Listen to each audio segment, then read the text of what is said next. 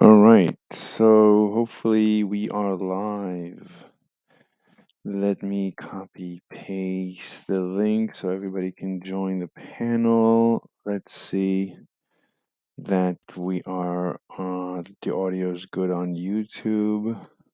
Still waiting for confirmation. And to pin the comment. Yeah, sounds good. Now let me share Discord. Share screen. Discord. And let me see if we can pin the comment already. Yeah, we can pin the comment. Pin the comment. All right. So we got one person waiting. Who is that? Maybe it's me? I don't know. All right. So let's see. We have mentions. Okay, let's see. Ask yourself what's going on here. Where are we mentioned? New one oh announcements. That's usually not me. That's never me, so that's okay. This is the vegan cult. Do UVC debate topics. Maybe I have some takers for you. I'm ready. This is from 11 a.m. So that's from 18 minutes ago. No, that's from 10 a.m. Wait a minute. When was this? No, this is 11 a.m. So good. As soon as you can get me someone to debate, it would be great and much appreciated. Okay, so Kanye fan club. I don't know. Am I mentioned here? Where? How do you go? How do you find the mentions? Like this. Oh, someone just moved in. Uncomfortable. Hey man, what's up? Hey, we is live. Life. We're lifing. Yeah. Thank you. It's for you. I'm doing this just for you. Oh, thank you, Mr. Slave. We is Yeah. Wait. alive. So what do you do like on a regular, like in your civilian life, as they say?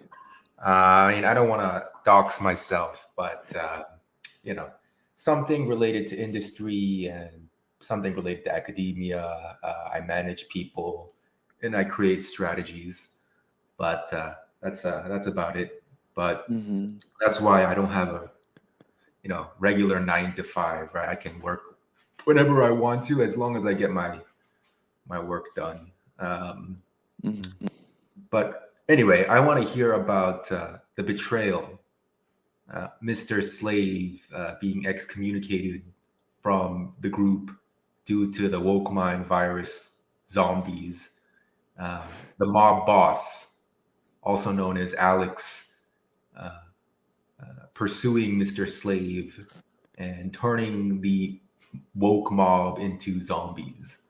I want to hear more about this. Right. So because of yesterday's debate about the woke mind virus, I came to the conclusion that this has nothing to do with woke, because I realized that I'm woke. There's nothing in woke ideology that I disagree with. What is there to disagree in woke ideology? That's the power of woke ideology, and that's the power of the virus. Now the virus latches on to basically anything, any ideology. I mean, the virus is just the prisoner's dilemma. It's just people betraying each other for profit, for views, for clout, for drama, even for drama. Now, the way it worked out with Alex, so Alex had me on, and it was producing eyeballs. People were interested in the drama, but you know what? Let me first respond to this guy. What's my thoughts on rape? I am amoral. So the answer to any such question is always undefined.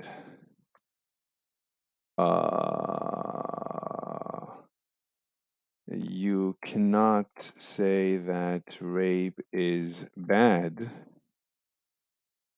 nor good. You cannot use the terms good and bad. They are undefined. Wait, this is from yesterday. Oh, so this is where okay. So I guess I already answered this. 212, and today's wait, what? This is from 1,000 years ago. What's going on here?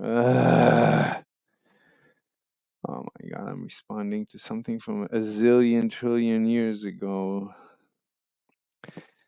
But the conversation with you actually is the most important. This way, I'm scrolling. How do you reach the end? Like, oh, jump to present. There you go.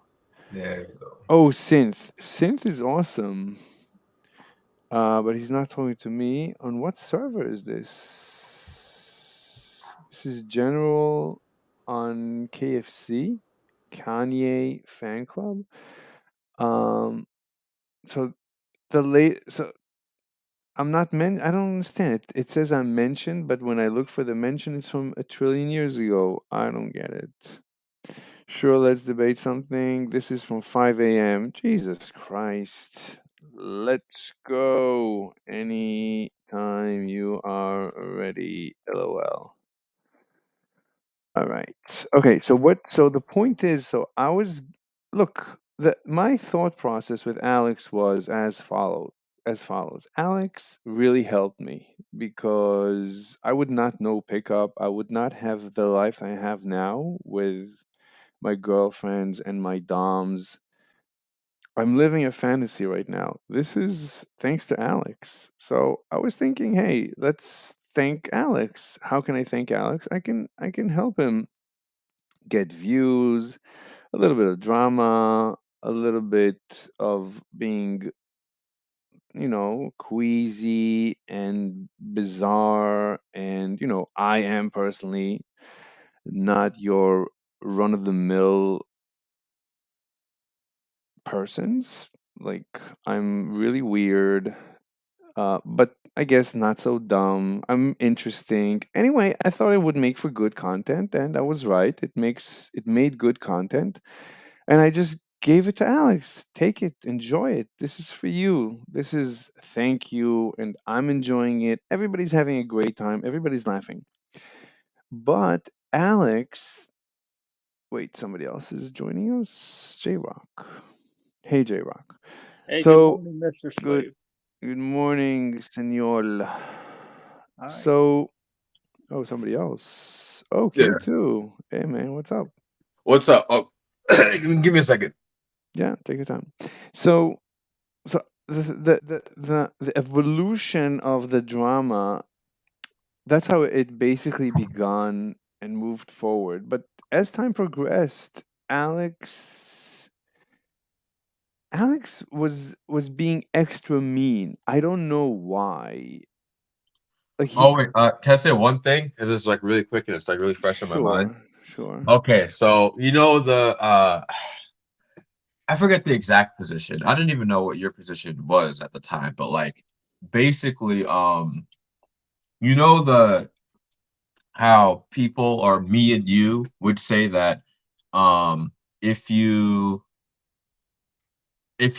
what was it exactly? I think it was from okay, I'll speak for myself.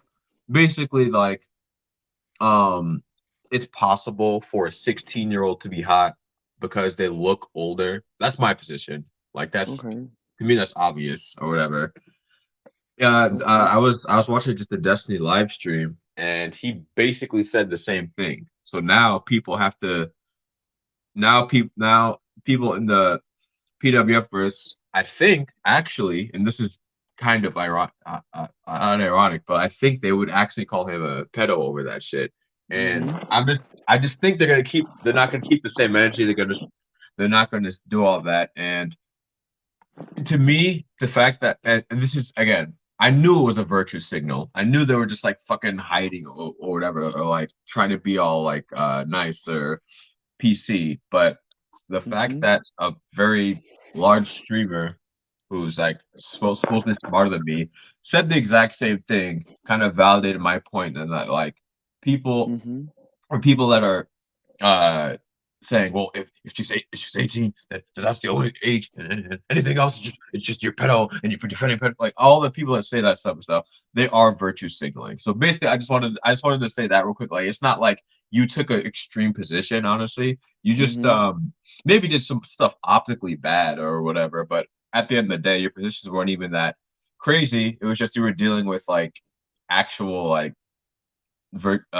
woke, I don't know what to call it, woke scolds or just people that are Wait, what's can up? you just tell me what you think my position is? Because Oh, you know, I don't even because I don't know exactly. I think your position was that what was it? Well, because I forget all the drama. I'm trying to think of your position. I think your position was that we don't know the exact number, and the only reason people say for age of consent or whatever, we don't know the exact number, and the only reason that we have 18 is because we have it's basically the law basically, and some states, and again in the United States, have the age of consent at 16, 17, wait, and you were wait, wait. basically That's saying, not. But that's not okay, my question. You know, you can ask a lawyer. You can look at the law maybe online. You know, the okay, law is not available. You have to actually pay to read the law. You cannot just read the law for free, as far as I know. There's no, no, you can read the law, like you can read like a lot of like as the far as I state stuff, know. like that's the basic stuff like that, like age of consent, that's really easy to look up. Okay, as far as I know, you have no access to the law. To read the law, you have to pay. The law is not free, as far You as I have know. access to a lot of the law, but if you want specific cases, you have to pay. None of the law. You have access to none of the law for free, as far as I know. You're welcome to let me know otherwise. As far as I know, Yeah, you have to pay to read any law. All the laws are for pay. that It's would it's all that private. that's impossible because that would mean that people who are poor don't have access to read the laws. That would be conflict of interest. That is the fact. That is the fact. Those are the facts. That's as far as I know. So all we know about the law, unless we pay for it, and then you have to be a subscriber or whatever. I don't even know what the prices are, but all we know is secondhand. All we know is what people say about the law. We don't have access to the law unless someone actually photocopies and shows you a photocopy or something like that. As far as I know, but maybe I'm wrong. You know. Okay, Yeah, because like let's you have to be able to ask to get public records. You can ask for public records. I don't know. no, no, you It, can't. well, You can't. what's a courthouse for? For a judge to determine, to give you his opinion. Listen, okay, let's continue. My point is, my question to you is, you keep saying my position. What Yeah. is my position? Not what I think the law says. That's meaningless. I Okay. will always defer to a lawyer who is actually, you know, a lawyer is state certified, government certified. So a lawyer is basically a representative of the government that you just pay for his time, but he is government certified. So Mhm. you're asking the government what is the law. There's no point in asking me what is the law. At the end of the day, you have to ask a judge what is the law, and even the judge doesn't know the law because there is always a court above him. So at the end of the day, we don't know what the law is. Mhm. So, and it has nothing to do with my position. You keep saying my position. What is my position? I think your position was that because this is the issue too. You were just saying Hmm. all this shit because you were saying, Saying what? What is my position? okay, you were saying things like, okay, so I'm trying to think now outside the law, what is your position? I think your position was I'll give you a hint. If you ask me right now what is my position, I don't have a position. I don't think I ever. That's what I was thinking. That's why I was confused. I'm like, I Right. don't think you even said anything. I don't think I ever expressed a position. I always only asked questions. I only asked, what did Hormaxer do wrong? That's it. I still never had that conversation. I mean, that Okay, conversation has got been it. paused. We never moved on. We never started because Alex came into Ashley's stream and started saying, "Dude, that's morally repugnant, dude. Dude, wait, are you a pedophile? Wait, Mr. Slave, are you a pedophile? Wait, I need to know. Wait, Mr. Yeah, That's it. That's how it was paused. It's still paused right there and then. We never got moved on. I gave up basically. I mean, as far as according to the law, as far as we know, one of the principles is the presumption of innocence. So I never got an answer. So he is innocent. He did nothing wrong. Period. End of discussion. That's my got it. position, and until you bring forth evidence otherwise. Now, Alex claims that sexualizing with a 14-year-old is illegal. I He don't think never so. No. presented right. He never presented evidence. So there you No, I go. think the issue is like it's like and this is the actual legal thing. The worst thing you could say is you're contributing to the delinquency of a minor, but if you're just talking about sex and not actually act like it's super weird because that would mean sex educators are contributing to the Exactly. delinquency of the minor. Like it doesn't make much sense. And it's in the news right now. The education teachers are being attacked now for educating children about sex. They're teaching about homosexuality to kindergarten, whatever. So Right. teachers are being attacked now. I mean, fine, whatever. I'm just asking. I'm just asking questions. I don't have a position. Now, Alex asked me, "Wait, do you get? Are you a pedophile? So do you get turned on?" And Ashley Yeah, asked that this, was and Sarah, so "Do you dumb. get turned on?" Well, I'm not. I don't. I mean, I will not be interrogated. Period. I will not be. If the Inquisition comes for me, I will not cooperate. That's the end of Right. that. And you have to assume my innocence. That's the end of that. All I don't right. need to. I Yeah. don't need to answer. I don't need to answer. Wait, we have somebody in the stream. Somebody just Who is it? I popped in. Oh, Spicoli. think it's the real one. Okay. Jesus Christ! This is a big panel in the morning. It's not Excuse even. me, Slave. Yesterday, I had technical problems. Let me explain. In California, Criminal Penal Code 288.3, it is against the law for an adult to contact a minor and to talk sexual with them with the intent to meet them or talk sexual. It's just against the law. Wait. Look it You up. said with the California intent to Penal meet. Code 288.3. It is against the law for an adult to talk to a minor sexually and talk about meeting them sexually. It's against the Honestly. law. Oh wait, before we degrade this conversation to a legal conversation, I honestly don't care what the law is. I You mean, just said, if you what is the think law? You just no, said, but I what is don't. the I law? honestly I'm giving you the law. no. I don't. Who's talking? Q2. Oh, my fault. Totally. That's the law. Penal Code 288.3. Spicoli, I honestly don't care. I'm not here to discuss the law. You And just said, what law did he break? Nobody told. Alex could not tell you what law Hormaxer broke. I just told you what law he broke. All right. Okay. I appreciate Spicoli, Spicoli. even what you just quoted is that it does not suggest that he broke the law. Yes, it did. He was talking about. Wait, he was telling the girl he was telling a minor he wanted to fly her out to Vegas. That is against 288.3. You're not supposed to talk sexually about meeting a minor for sex. That's what he did. Bingo. Black and white, Slave. Black and white. Now, I don't understand. You like to deal in Spicoli, facts? hold on. There it is. Spicoli. Folks, California Penal Code 288.3. Okay, Spicoli. You asked for it. I gave it to you. Spicoli, I have to mute you. Please don't do that again. You can speak and then let others speak. If you don't, Sorry, Slave. Sorry. yeah, it's okay. Now, please, you can mute yourself. Let me say something. Give me a waking day. Okay, What? Let me wake and bake. Yeah, just if you can put yourself on mute, it would be better All right, Daddy. because you're All making right. some noise. All right, so everything you said, even if we take it, even if we assume everything you said is absolutely correct, still does not suggest that Hormaxer did anything wrong. First thing. Second thing, everything you said is, as far as I'm concerned, is hearsay because, I mean, we need to go through the evidence.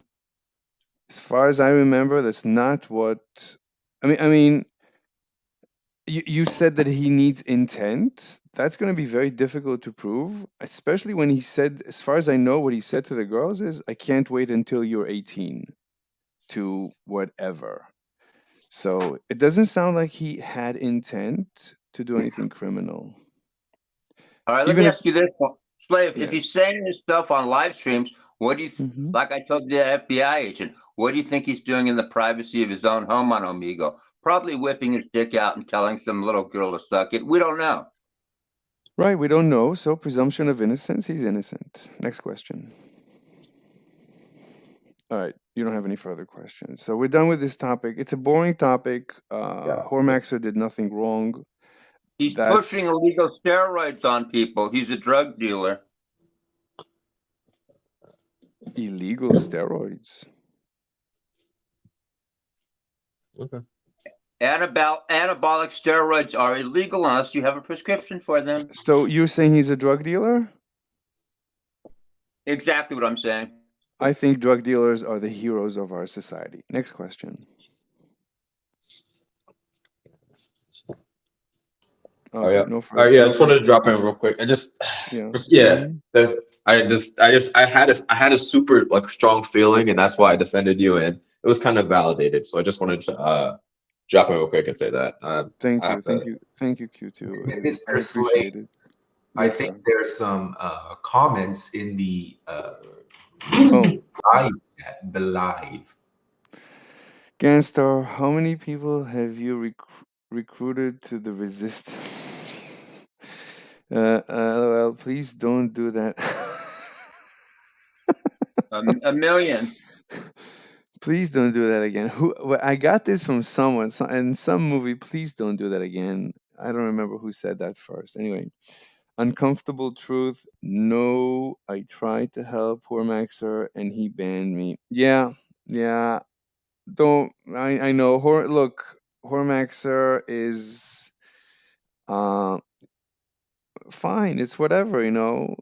Yeah, I can certainly sympathize with him. I mean, he's been banned so many times, lost his channel so many times.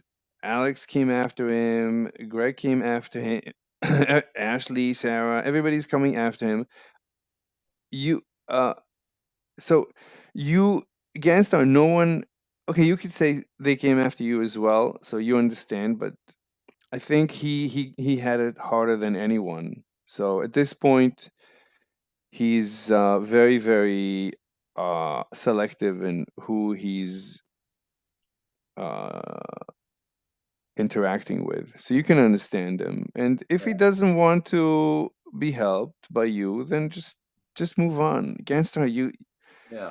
you I think you Hey, have. he banned me too. He banned me too. Ganstar, he bans anybody that he cannot handle verbally. That's who he bans. Spicoli, stop spreading True. false rumors. That's not true. He has He many cannot handle friends. me.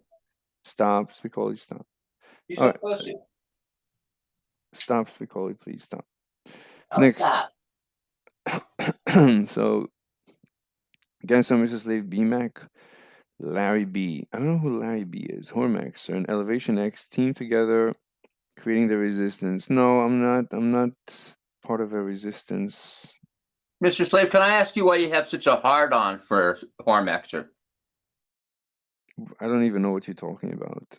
Next, Ganstar, you will band together with all the other haters to take down the mob boss Alexander. No one is taking anybody down. Mr. Slave, I'm kind of disappointed that you just expect me to let Alex off. I literally defended you and proved he was the liar, not you. Ganstar, I understand. I thank you, but you you have to move on. You just have to move on. Concentrate. Like I have a lot of work to do.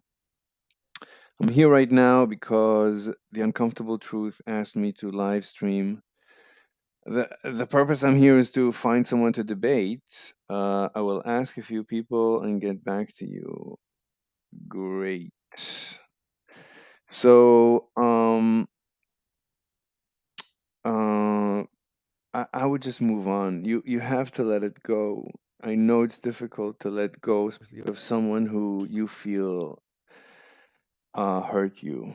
You You want to know a good way he mm-hmm, excuse me, Mr. Slave, you know a good mm-hmm, way for Ganstar to let it go? So I mm-hmm. have a perfect way for him to let it go. Ganstar, put some Vaseline on your right hand and jerk off 100 times. That'll let it go, bro. Spicoli, why are you saying that?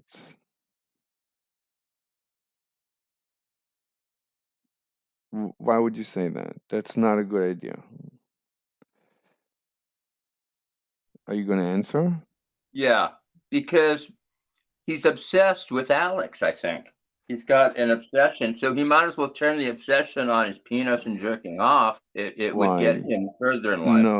No. He needs to concentrate on making himself a valuable member of Yeah. society, He not needs a waste his job. time. Doesn't he need a job, Mr. Slave? He should get a job. Exactly. Thank So you. Thank you. so masturbating is not going to No. promote his career. So that's not good advice. Why are you giving him bad advice? I was You should trying to be facetious. I was trying to so make it's a not, joke. no, not on this channel. You can go be facetious anywhere else, not here with me. I'm not interested in facetiousness. Will you We belittle me? One day, will you belittle me like Malik belittled you, Mr. Slave? hopefully not. I All right. no, That's what I that's like to hear. no intention. Okay. Good. So Ganstar, I understand you're disappointed. I let Alex go. I let the whole manosphere go. I got whatever Mr. Slave good got what he wanted.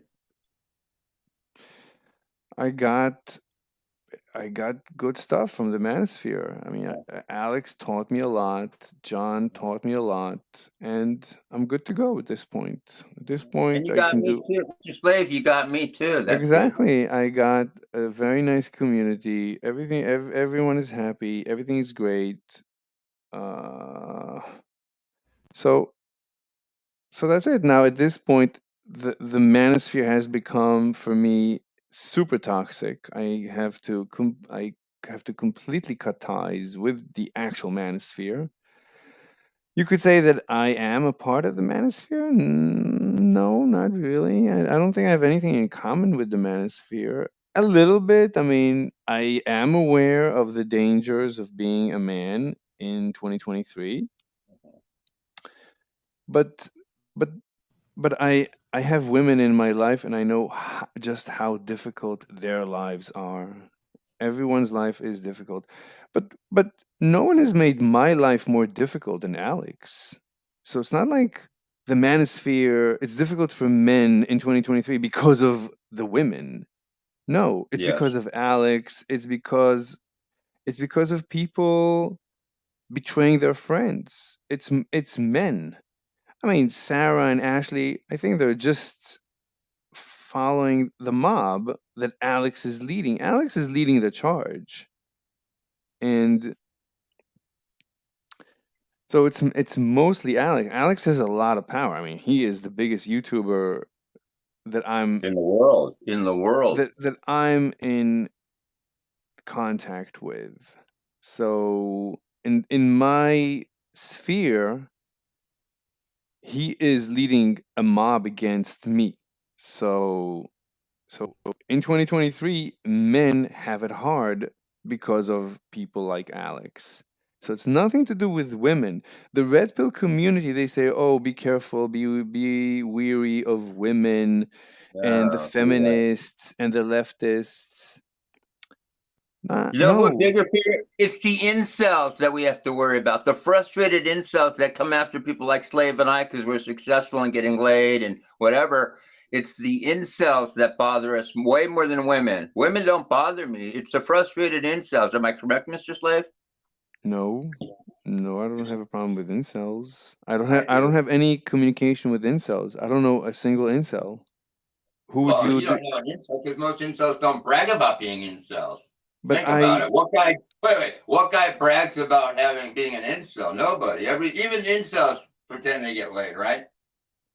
look. All my interactions these days are dedicated to Discord, to debating. So Slave, Discord is half the dudes on Discord are incels. Come on, Mr. Slave. I'm having a great time with them. I don't have a problem with them. I'm actually looking to interact with them. Maybe it's just So me because I'm older. They don't like older guys. They don't I'm like old. boomers. I'm old. I'm very old at this point. You're not a boomer though. It You're a doesn't. millennial, right? Are I you a don't know. millennial? Doesn't matter. Doesn't matter. All right. So Ganstar, you need to. My point is, I understand how you feel. I also would like to, at at a certain level, I want to seek revenge, but it's a waste of energy. What would the end game of a revenge be? Yeah. What let's say we bring down Alex. Let's say we destroy his channel. He loses his channel, loses his business, commits suicide. It wouldn't Yeah. be good. Ooh, how does that benefit me? Mr. Because I Slave, don't, can I make a point? yeah. Success. You know what the greatest revenge is? Success. Ganstar, No, go out and make $1 million. Go out and create and fuck 500 women, and that will be your best revenge against Alex. but Am I correct? why? No, no. The best revenge is to move on. Don't as long as you think, as long as what they say they live rent free in your head, you're not happy. If you're banging chicks and you see Alex as you're banging the chick, you're not maximizing the enjoyment out of the sex. No, You but have you're using it as a motivation to further yourself. That's what you're doing. That's what I've done all my life. I've always used negative energy to turn it into positive energy for myself. no, that's not. I think that's suboptimal. I think the optimal is to breathe out, breathe in, Breathe understand. No one is out. perfect. No one is perfect. Everyone has their faults. Everyone is going to hurt you at one point or another. Some more, some less. Some are going to help you, some more, some less. Just stay away from those that are potentially more dangerous. Guess be closer to those that you find along the way that are more helpful Yes. than And all you dangerous. guys that are hurting out there, you can always come to Slave's channel and get unhurt. This is the place you go if you're hurting. Am I correct, Slave? Of course. Definitely. Definitely. All right, let's continue. So, Uncomfortable says, I need to hear more. More Alex impersonations, please? No, I don't Yeah. want to do it. I honestly don't want to think about him. Honestly. It's all about the WMV, woke mind virus, the bane of the slave's existence. You're right. So, from yesterday's debate, I'm Yeah. so happy I conducted that debate about the woke mind virus. So, at this point, I don't think it has to do with woke. Woke is the most vanilla philosophy, the most vanilla code. Woke just means what the law says, that's woke. It's basically what the law says, right? The law says no discrimination, woke says no discrimination. The law No, but says woke wants to cancel free speech, Mr. Slave, and you know it too. no, I disagree. It's not They the do. woke. That's not part of the woke. That's not They want to shut down any debate that they're not, any narrative that they don't agree with. That they want to shut it down, and that's the truth. I disagree. So yesterday I had a debate with someone who was woke. And I was woke too. I mean, I'm also woke. I'm woke. I don't want to cancel anyone. I'm woke. There's nothing in woke that I disagree with. There's nothing in woke that you disagree with. There's nothing in woke that Trump disagrees with. There's The nothing woke in created cancel culture. Who do you think no, created cancel culture? It was the no, woke. Yes, no. it You, was. but that's not Berkeley. true. But you see that Alex was trying to cancel me, just just for lulls and gags and eyeballs and views and drama. He was just trying to cancel me for minuscule profit. Where he had profit just by entertaining me on his channel, he had what he claimed was the most requested guest. At multiple times, he was asked, "Who is the most interesting guest you have on?" And he kept saying, "Mr. Slave." All right, but then he started coming after me and drove me away. Well, maybe that was a good omen. Maybe since you were the most popular guest, it's karma's way of saying start your own show and become bigger than him, maybe. I don't care. I don't care. I don't No, but care. the I fact don't that you care. I don't don't. I care is don't. probably I don't. no. But the people that become the most successful sometimes don't care. The ones who care sometimes don't make it. I don't care about that either. I don't. I'm not competing with anyone.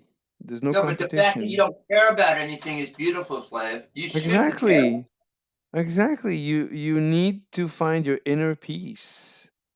And it has nothing to do as long as you're competing with anyone, even with yourself. It's like Thank you, Slave. don't do it. There's no reason to compete. You just want to just enjoy, just maximize enjoyment out of life. That's it. Try to always find the path of least resistance to have a better day. And That's can it. I throw in something? Find the vagina of least resistance to insert your penis into, right, Slave? Yeah. Yeah. My owner, we clicked when our eyes met. I don't know what she found in me. Now I do know, but of course I know what I found in her. And Uh, Mr. Slave, can I make a quick point too? You know how mhm. Alex and these pickup artists are always talking about cold approaching women and all this shit, which the return on investment is so fucking low. It's not even worth going up to 100 women just to try to get laid by one of them, right? I'm going to tell you guys honestly, from my experience, any woman that is worth having in your life, forget choosing signals or any of that bullshit. She actually, I'm not saying she has to ask you out, but she has to come to you in some way. If you don't go out, don't pursue a woman, guys, until she has definitely 100% come into your life and given you the signal that she wants to be pursued. Otherwise, you are wasting your time. What do you think about that, Slave? And That's most of these actually women are time wasters. These that's women have to actually come to you. Like, guys, I'm going to give you the best secret of your life right now. Women are like cats. If they don't, you know how if you own a cat, if you go to your cat and try to pet it, it'll walk away. But if you just sit there sometimes on your toilet taking a shit, it'll come to you and jump on your lap and want to be petted, right? That's a woman. A woman has to come to you, guys. If she doesn't come to you, and then once she does come to you, then you know, okay, I can pursue her. Otherwise, you're beating a dead horse. that is actually interesting. Um Yeah, I mean, that is basically what John teaches. John teaches the law of large numbers. But that's the point. You have to have a big funnel in order to find those few that you do have good chemistry with. One second. Let me get You do this. have to get out there somehow. You do have to. Nobody's going to meet the perfect woman sitting in their basement. So you have to get out there in the public or online or something to even show yourself to a woman. Exactly. Exactly. You have to You make yourself visible, guys. You have to be out there somewhere. right. You have to get out of your comfort zone. I know it's Yeah. easier to stay at home and look at porn, watch porn, and touch your PP. That's definitely the easiest. Hold on. So join my server. There are a few people who will debate you. They just want clarity on your position. All right. Can I debate them with you too? You and I, No, this is our debate no. team. The I four of told us is the I debate team. no. I told you that So, that's not how I debate. I need to be completely. Hmm. Well, I Mr. need to. Slavin, I have to go temporarily. I'll be back in a little while. I have to call my pharmacy and get my Xanax prescription filled. Okay. Oh, all right. Ooh, yeah. So what I'm going to do is, how long will you be broadcasting for? Because like in 45 minutes, I'm going to pop a Xanax. Can I, will you be on in an hour? Because in about 30, 45 minutes, I'll have my Xanax and I want to come back here high on Xanax. Will you be around? I'd rather you not come high. I mean, No, I'm not going to be that high.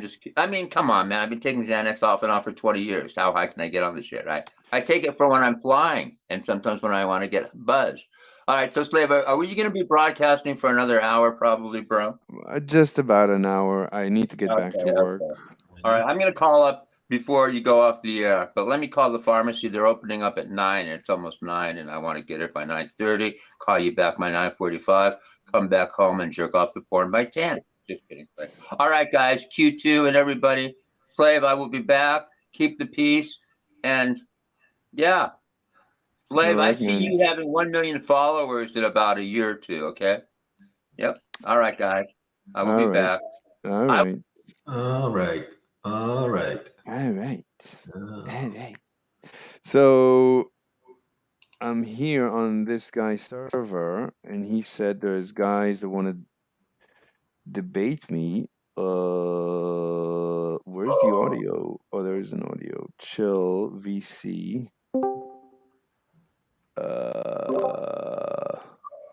Chill VC. No recording. All right. Chill VC2. Vegan Underworld. Mr. So Slave is actually part of the mob now. yeah, she. Yeah, yeah, definitely. Not your everyday Ashley. Yeah. All Wait, right. let me answer some questions. Where was the last time? All right, there we go. So Joey Lorenzo, but we're waiting for someone here. Let me just tell them. Waiting. Oh, someone has joined us. Hey, PKD, do you want to debate? Hey, Mr. Slave, how are you doing today? Terrific. Uh, but do you know me, PKD? Have we debated before? I don't think so. The owner of this server sent me a screenshot that you wanted to debate some propositions, and he Yes. invited me here. So I jumped to see whether or not we disagree. Fantastic. Could you show I us want this? to debate the proposition veganism is suboptimal, but it's unclear to me what do you mean by suboptimal. Is it a health claim, like a nutrition claim, or? No, I don't care about nutrition. No, it's suboptimal as far as what I call the happiness, the happiness of the universe.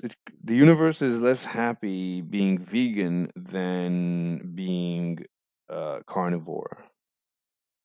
Veganism is veganism is suboptimal means universe Is less is happy. not happy. Less happy. It's not happy. Is happy. Less happy.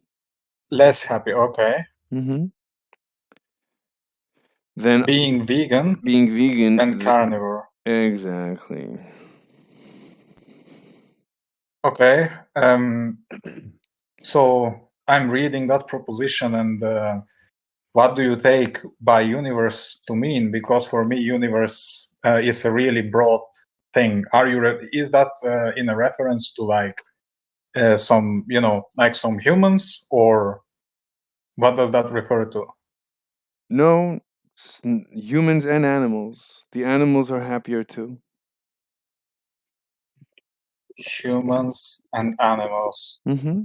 Okay, so humans and animals are less happy being vegan than carnivore. Is that correct? Correct. Okay, I think this is, perfectly intelligible proposition Excellent. to me. We can debate that. Yeah. Fantastic. Sure. I guess I have to ask you, what's the argument for that? I guess you've done some, you've asked some people if they're happy or not, and you reached that conclusion. No, I don't do empirics. I Okay, so don't. it's not an empirical claim. So how did you establish that humans and animals are less happy being vegan than carnivore? Let me just answer this guy. Yes, we are debating. Thank you. Ugh. Thank you. So the proof is as follows. So let's imagine you have a guy on an island all alone. Mhm. Like, the story of Robinson Crusoe? It's not important. I've heard it before, but you can remind me. I believe he was stuck on an island Yeah, he was with his shipwrecked. volleyball. Is that correct? Nullable? What? With Gullible? his volleyball. He had a ball with him. No, that's actually a true story, similar to Robinson Crusoe. But no, Robinson Crusoe is a story from many, many years ago. I think like from the 1800s, before they had volleyballs, I think. Mhm. Okay. It doesn't matter.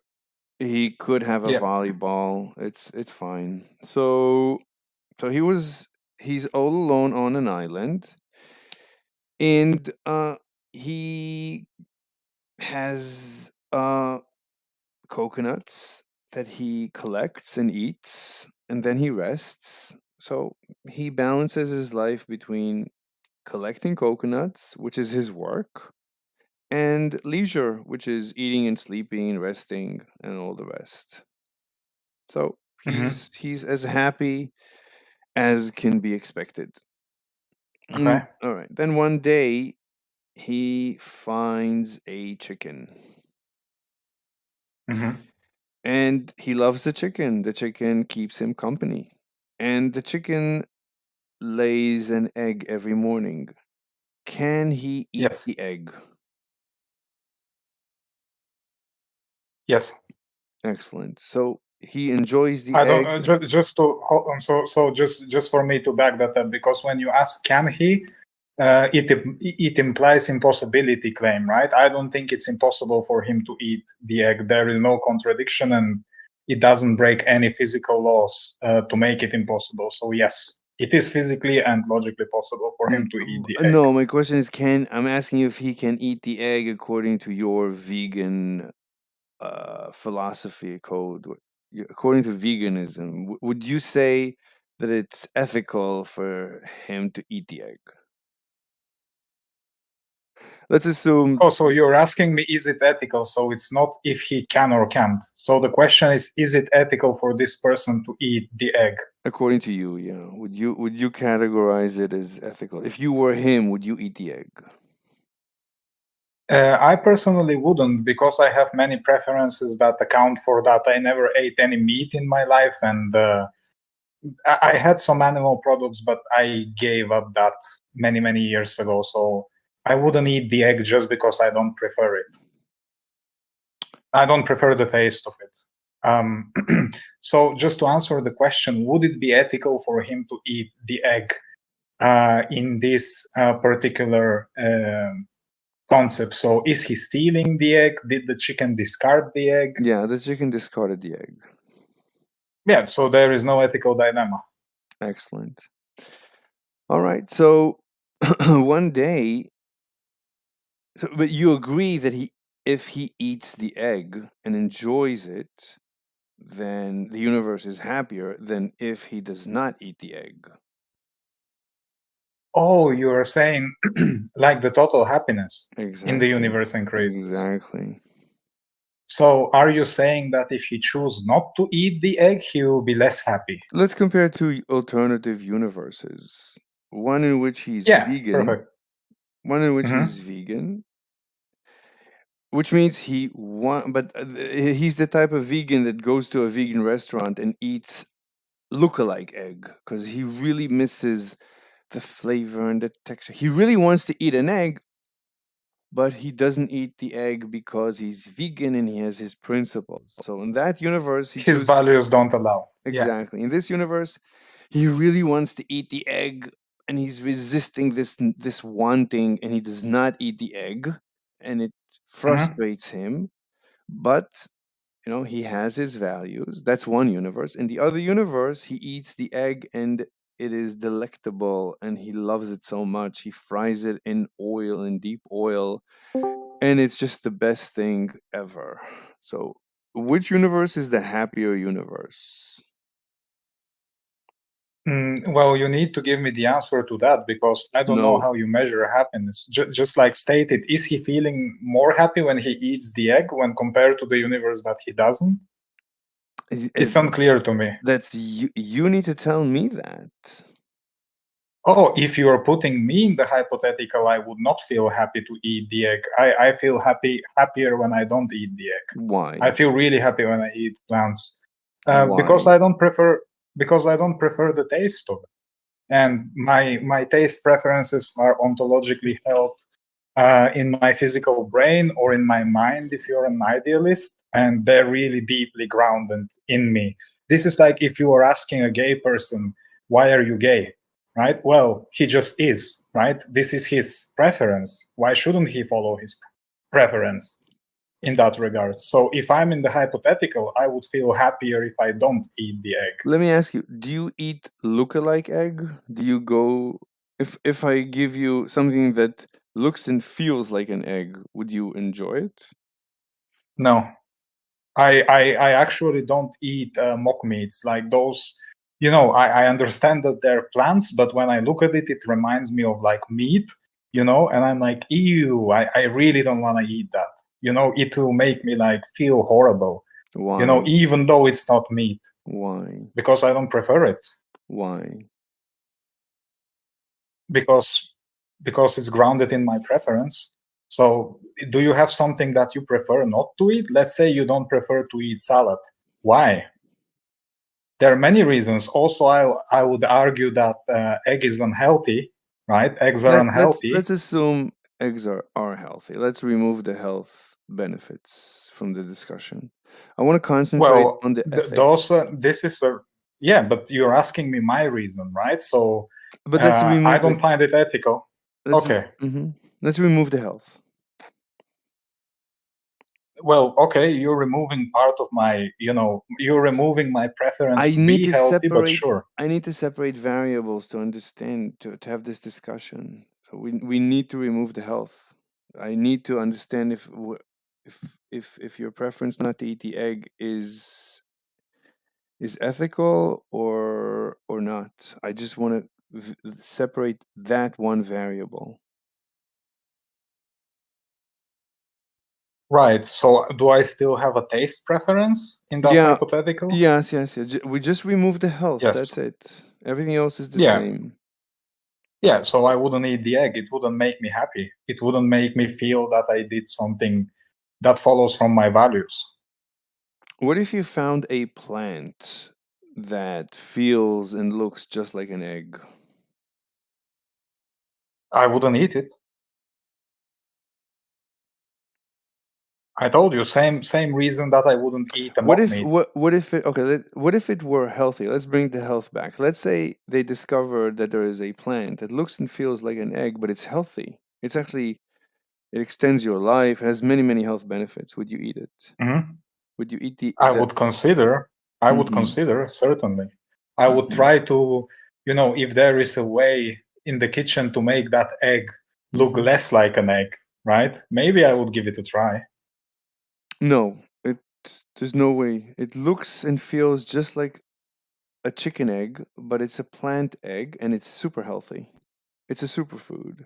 Would you eat it? So are we basically doing universe is less happy being vegan? Is that what this prop is? Yeah, basically? let me just summarize the proposition for you. So it started with veganism is suboptimal. That's not a health claim. Then universe is less happy being vegan than carnivore. and the universe is humans and animals are less happy being vegan than carnivore, it's not an empirical claim, it's a hypothetical claim. So we are trying to establish the value of the proposition based on that hypothetical. So let me answer the question that he posed. So that's a plant. It looks like an egg, right? But it's a plant. And Is that correct? And it's a superfood. It's super healthy. Yeah, but it is a plant. Yes. An egg. Yeah, then if it is a plant, I have no ethical issue. Would you eat it?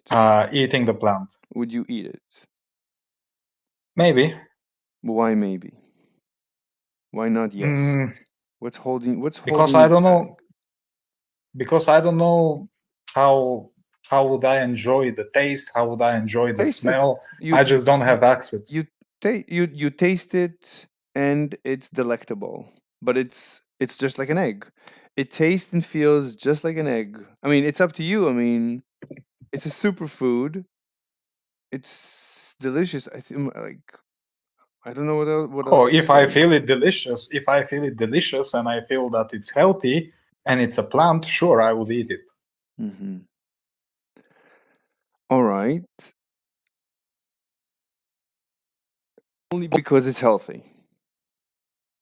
No, because it's healthy, because you said it's delicious, right? So it's healthy, delicious, and it is a plant. You have 3 variables. That all of those are true, I would eat it. If one of these is untrue, I wouldn't eat it. Okay. So if plant, if healthy, if tasty, I would eat it. Okay. Yep. Okay. Let's go back to Robinson Crusoe. So would you say that he finds it, he thinks it's healthy? He finds it absolutely delicious, nutritious.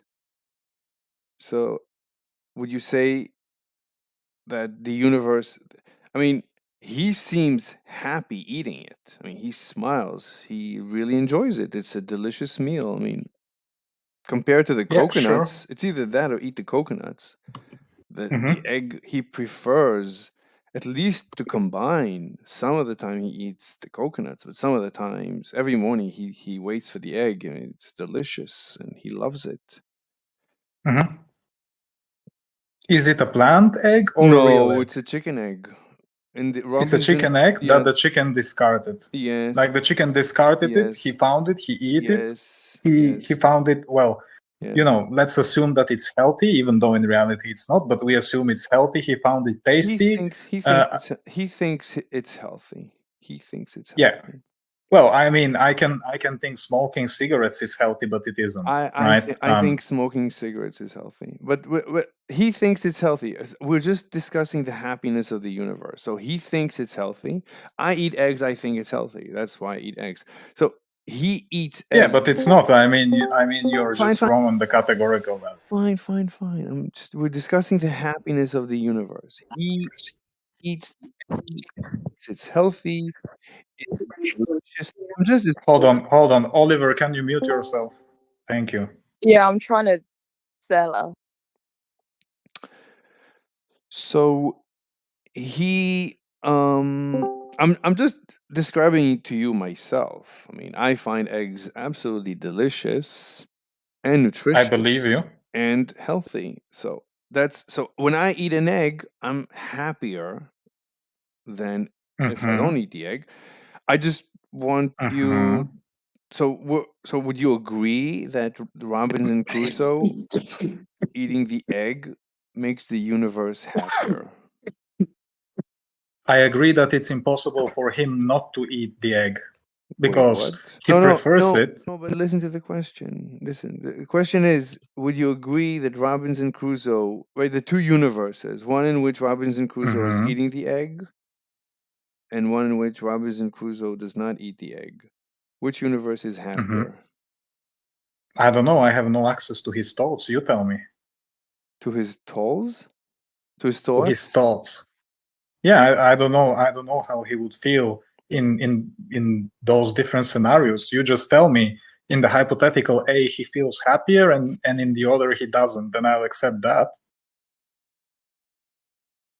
So in which hypothetical he is feeling happier? It's like unclear to me. So in the one hypothetical, he eats the discarded egg, he's feeling happy, right? In the other, he doesn't eat the egg. Does he feel less happy, or does he feel happy that he ate the egg? What happens in the other hypothetical? Let's say it's like Vegan Gains, not like you. So Vegan Gains always goes to restaurants and eats fake meat and fake chicken and fake ice cream and fake milk. Everything he eats is fake, and fake donuts. Well, okay. So let's say he's like Vegan Gains. So in one universe, Robinson Crusoe is like Vegan Gains, that he really wants to eat non-vegan things, but he What's the argument that vegan? Wait. What's the argument that Vegan Gains wants to eat non-vegan things? Because that's unclear to me. Because from what I see, he is actually an extreme vegan. I don't think he will feel happier if he eats something that's non-vegan. No, but I think he feels more happy when he's vegan. But he eats fake, so it demonstrates that really he wants to eat meat. Really, he misses. No, it doesn't.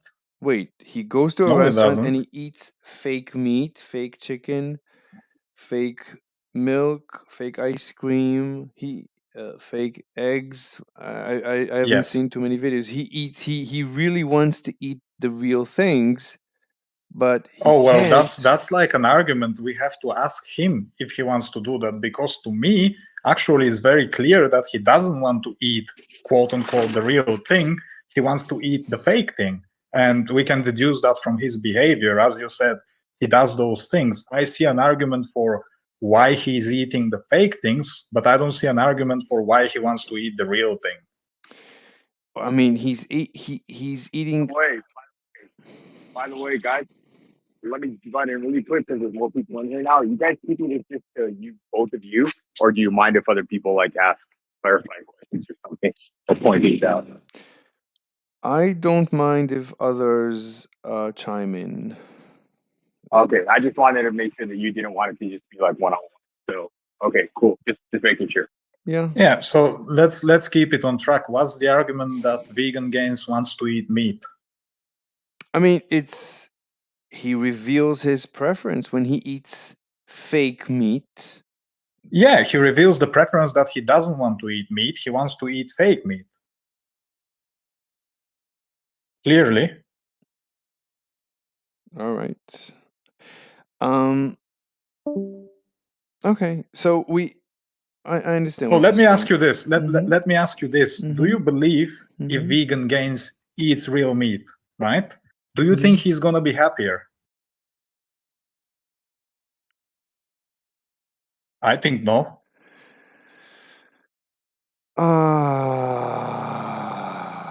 Yes. I think it's a gotcha moment. What do you mean it's a gotcha moment? I think it comes to a point where you cannot back the claim up that if Vegan Gains eats meat, he will be more happy. I think he will be less happy from what I observe, right? I think he's quite radical. I think, he goes crazy when somebody says, oh, you should eat that meat. That's pretty obvious. He goes really crazy about that. And you're telling me, oh, but he prefers to eat the real meat. Like, that's a contradiction on my part. I don't. So, Mr. Slade, basically a people eat mock meat, and them eating mock meat is some sort of proof that they actually desire to eat real meat, which is why they're eating the fake version of it, and that they would be happier if they were just eating the real version. Is that what your position is? Your audio is. You're barely. I can barely manage to understand what you said. Yeah, I can paraphrase what he said. I can paraphrase what he said because I think I heard that correctly. So are you claiming that people that eat fake meat, they desire to eat the real thing? Yes, definitely. Okay, and what's the argument for that? There's no argument. I mean, it's obvious. I mean, a person reveals he really wants to eat. I mean, why would he eat the fake? Because he wants to eat the real. Because he prefers it. Well, no. I mean, if he wanted to eat the real, then it's unclear to me why he wouldn't eat the real. Something is stopping him. That can be So a taste preference. That can be some sort of disapproval of how the meat is acquired. It's gonna be something that's grounded in his preferences that exactly, prevents him. exactly. Yes. Exactly. So it doesn't have to do with the taste. It has to do with, as you said, how the meat was acquired. Well, maybe, I mean, hold on, because to me it has to do a lot with the taste. For me, it has to do Wait a with minute. both, No, personally. but you just said maybe it has to do with how the meat was attained, Acquired. Yes, acquired. maybe. Right. It's just a hypothesis. Exactly. But this means, right, that has nothing to do. It's a bit odd. Like I'm gonna make like a sex reference, so single one. It'd be like you saying that if somebody has sex with like a sex doll, they really want to have sex with a real person, right? Carefree, your audio is terrible. Sorry, I'll mute myself. Why is everyone's audio here so terrible? I mean, this is like a Is mine okay? Yours is perfect, but it's like so many people have such terrible audio. It's like, welcome to the terrible. Yeah, go on, Oliver. My audio is fine. I was just watching The Walking Dead and couldn't figure out where my control was, so I could turn it off so I could listen to this. I just Okay. fucked up. I was just dumb. My audio is crisp. That's perfect. So that's good. It's really unclear. It's really unclear. I actually argue the opposite. I mean, it sounds like you agree that Vegan Gains wants to eat real meat, except for this meat was acquired in a way that he does not approve of. Other than Did that, you ask him that? hold on. Other than that, it seems like you agree, that's what you said, that he would prefer to eat the meat. That's what you just said. No, that's my negation. I argue that he doesn't prefer. No, you said it has to do with how the meat was acquired. That suggests. No. Wait, that's it. I'm sorry for repeating myself, but do you want me to repeat it? I mean, I've made Yeah, my. go ahead. Go ahead. I'll repeat. Yeah, All right. I'm trying to track. No problem. So you're saying that maybe it has to do with the way the meat was acquired. If we follow that, if we assume that suggestion, then that is in essence, you're saying that Vegan Gains wants to eat real meat, except for, well, this meat was attained in a way he does not approve of. Other than that, he would love to eat the meat. That's what. Is that, yes, but is that true? I'm asking if that's true. Have you asked him that? Maybe this is what is preventing him from not eating. I don't know. Right, but you're suggesting that as an option. So that if we follow that theory, that is why, in general, even let's generalize that theory, and let's say in general that is why vegans don't eat meat. It's because they don't approve of the way the meat was acquired. Other than that, they would love to eat the meat, which is my intuition from, well, they eat fake meat. That means they really want to eat the real meat, except for, well, that meat was acquired in an unethical manner. That's why they don't want to eat the meat. Other than that, they really want to eat the meat. People like Vegan Gains, according to the theory that you propose, that, well, maybe it's just because of a technicality or an ethical technicality. Well, the meat was acquired in an unethical way. If we follow that path, I'm not saying anything. I don't know what reality is, but I mean, my intuition is that is reality. It's just it's not just that, they're also making a statement, and Vegan Gains also basically makes a living from being a vegan activist, so he needs to make an extra statement, and it's a social thing, and they're part of a social circle. There's many motivations that we can find that force people to overcome their wanting to eat the meat and instead eat fake meat. And then we can understand they're less happy vis-a-vis the eating of the meat. They're obviously more happy because it gives them many other things, like Vegan Gains makes a living. He makes a lot of money from being vegan. Right. So he's more happy. Yes, than yes, if not yes, being yes. vegan. But if we Right. but if we separate the variables, if we think about Vegan Gains, well, he really wants to eat the meat, but he gets paid so much for not eating the meat. Well, the money outweighs the flavor of the meat. I would I would choose exactly to be Vegan Gains if I could get paid instead of eat burgers, eat fake burgers and get paid. I'll do that too. I think most That's people. why he do it? Excuse me? Do you think that's why he does it? I think it's certainly a motivation. It's an incentive. I believe incentives. You know, he started being vegan before he became an activist and actually got money from, doing things on social media. Oh, that's evidence that I'm wrong then. But I think at this point, I mean, it is an incentive. I agree. You make a good point. But who am I debating right now? Your name is PKD? Yes. Okay. I'm following. I'm with you so far. Okay. So PKD made a suggestion. I think it was a slip of a tongue, but I'll but I think it's an important slip of the tongue. I mean, he should not have said it. I mean, if I were on his Oh, side- shouldn't I? Why? I believe that this is true. I know many vegans, Fine. No, for I'm example.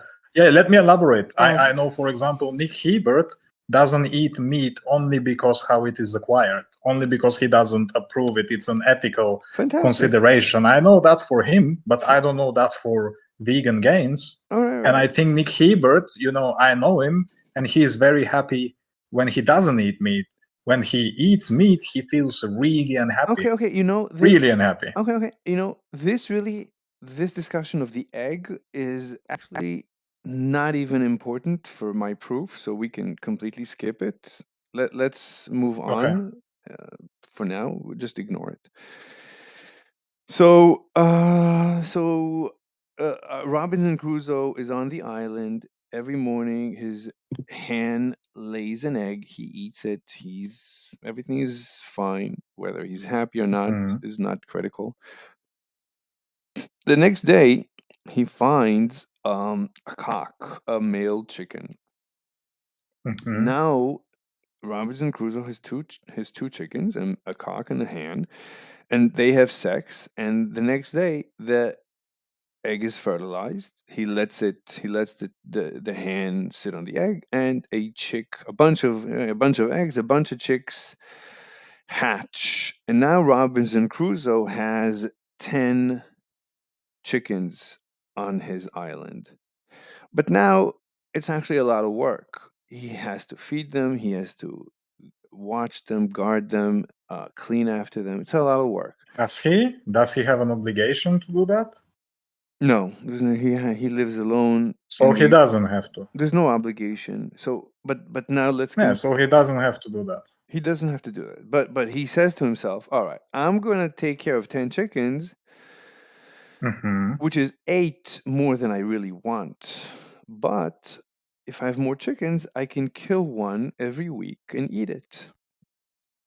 So I'm paying a price of taking care of 8 chickens that I don't want to take care of them, but I'm paying that price of taking care of those 8 extra chickens. But the value I'm receiving back from this investment is that I get to eat a chicken once a month." Yes. Now, let's even ignore his happiness vis-a-vis the eating of this chicken. The fact is, there are 8 extra chickens living in this universe. Let's compare this to the vegan universe. In the vegan universe, he doesn't take care of the 8 extra chickens and they die. So there's only 2 chickens in that universe. So we have a vegan universe in which Robinson Crusoe has 2 chickens. and we have the carnivore universe in which we have Robinson Crusoe, and we have, the difference is 8 extra chickens roaming around having a great time, and everybody Why do you loves. call it the vegan universe? The vegan universe, he did not take care of the 8 extra chicks and they died. And I And think why do it's you gonna call be it the the opposite, vegan actually. universe? I think it's gonna be the opposite, because if it's the vegan universe, that implies that this person cares a lot about the animals when compared to other people. So I think in the vegan universe, he'll actually take care of them and he won't kill them. He will, make sure to provide, he, I don't know, let's say food for them. no, but let's say he can't. See, if he eats a chicken, What's the contradiction? right? Let me explain. So if he eats a chicken once a month, then he doesn't need to eat as much coconuts. But if he doesn't eat the chickens, then he needs to supplement his nutrition. He needs to collect more coconuts. He cannot take care of the 8 extra chickens and they die. It's not that he chooses. A vegan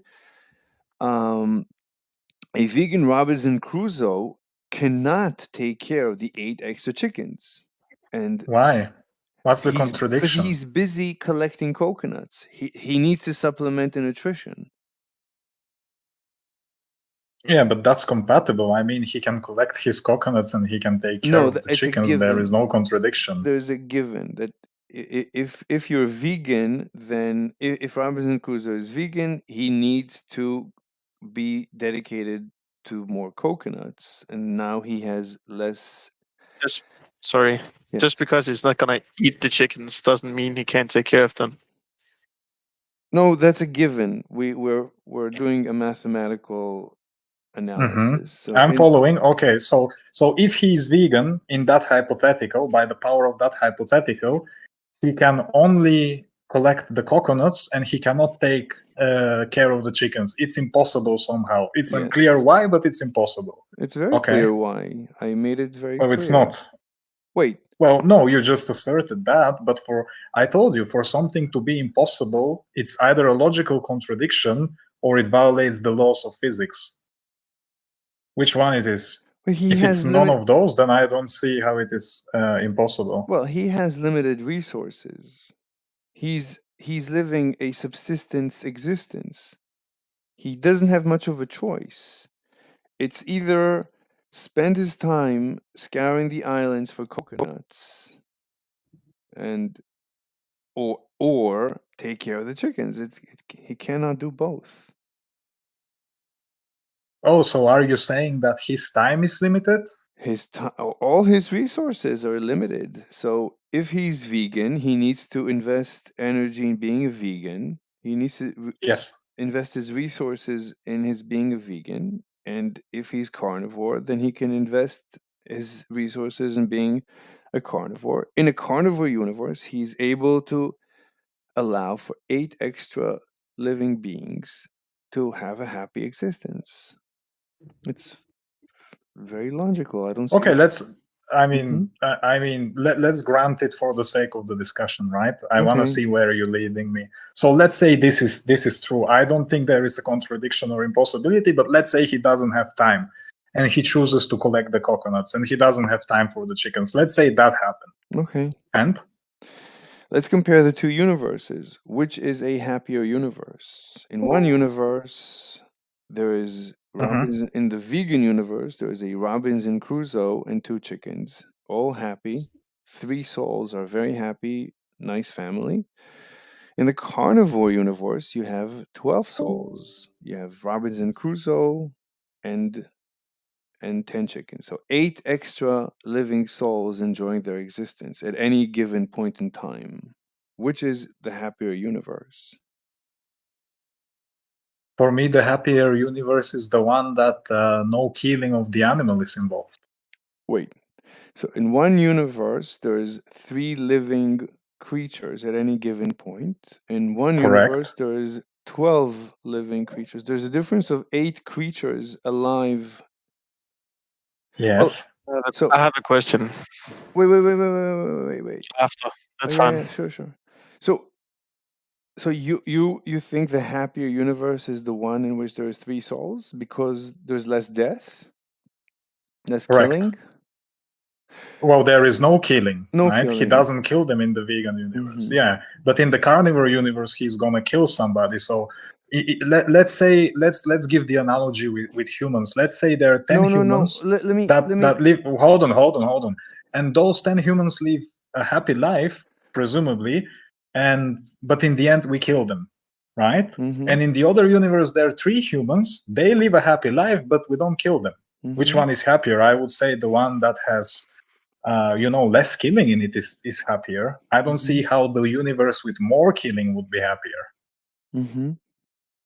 Would you say a universe with 0 life is the happiest?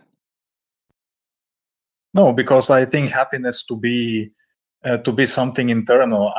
I don't know what it means for a universe not to have sentient beings, beings capable of experience happiness. Then happiness is going to be 0.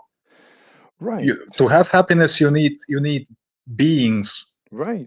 being capable of experiencing that emotion. Exactly. Yes. So in one universe, you have 8 extra beings experiencing life. Yes. So how can you say that the universe in which you don't have them is the happier one? Because you have 3, you just have less. You still have those beings that are capable of emotions. In this particular example, happiness, I would say the one that has more killing in it is going to be more unhappy. What is good about killing something? Can you tell me? Let's say I decide to kill something. It has a good life, right? It's a sentient being, and I kill him. What's good about that? Wait 1 second. But you agreed that a universe with 0 life, there's no happiness in it. You agreed that every life is extra happiness.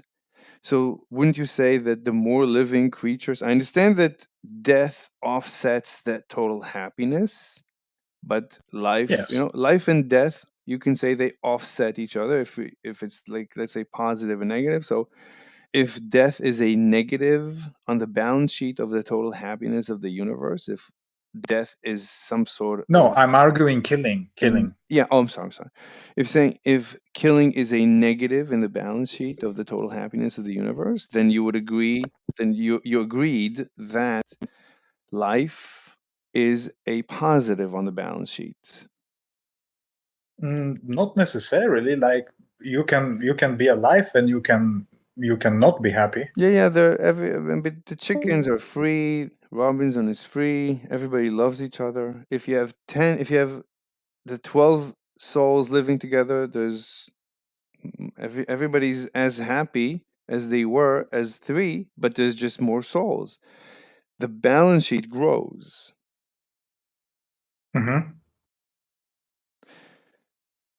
And so the question, there are more. I agree. How do we evaluate happiness? Why it has to be utilitarian thing? To me, happiness is like emotion. I can experience more happiness than 10 other people, right? They can be, happy, but I can be more happy. I don't know what's your evaluation of happiness. I can agree with you that in one universe there are more. No, but there are more beings that experience something, and I grant you, because you're building into the hypothetical that they're happy. So this is tautology to me, right? You are saying they're happy in this universe, and there are less beings capable of experience happiness in that universe. You're building the conclusion into your hypothetical. You're begging the question. Do you understand what happens? Because you're asserting in that universe they're more happy by some virtue. You're building that in the hypothetical, and I'm denying exactly that, because I don't agree with the virtue of killing something as a positive thing, right? So that's what I'm denying, but then you are denying that too, and you're begging the question, because you're saying that universe is more happy and that universe is less happy. Do you agree? Well, yeah, I agree, but that doesn't make your point, because it's question begging. Do you see what I'm trying to say? Of course. Yeah. But you agreed. I mean, we assume. Wait, do you think the chickens are happy roaming around? Would you agree that? I mean, you already agreed that the chickens roaming Seems around. so. No. Wait, do you not seem so? Do you agree or disagree that chickens roaming around are happy? Or they add happiness to the universe? I think they're happy, yes, by analogy. Wait a minute. Yes or no? I mean, I cannot We're, give you objective answer. I'm giving you subjective answer. In my Wait. opinion, yes. Wait a minute. You said that my proposition was intelligible. So my proposition is Mhm, about the total happiness of the universe. So I'm asking mhm. you, l- do chickens roaming around make the universe happier? Like if you have the chicken or don't have the chicken, does that contribute to the total happiness in the universe? If the chicken is happy and we can No, soundly argue no, that, no, yes. no, no, no. That's What's begging the question? that's begging the question. No. A chicken alive, Yes. does that contribute to the total happiness of the universe? Yes or no? If and only if that chicken is happy. Mm. And I mean, hold on? Do you take? a Do you chicken, think it's possible? Do you think it's possible for chicken to be unhappy? yes, of course, a chicken can be unhappy, but a chicken roaming Yeah, around, if it's free to roam around and, have a great time the yeah. And whole I'm day, asking you, is it happy? you tell You're me. making the claim. No, No, it's your claim. Why should no, I tell you? You're making the claim. I have no, an opinion, but it's your claim. no, no, So a no, chicken is roaming around. Is that chicken happy? no. It isn't.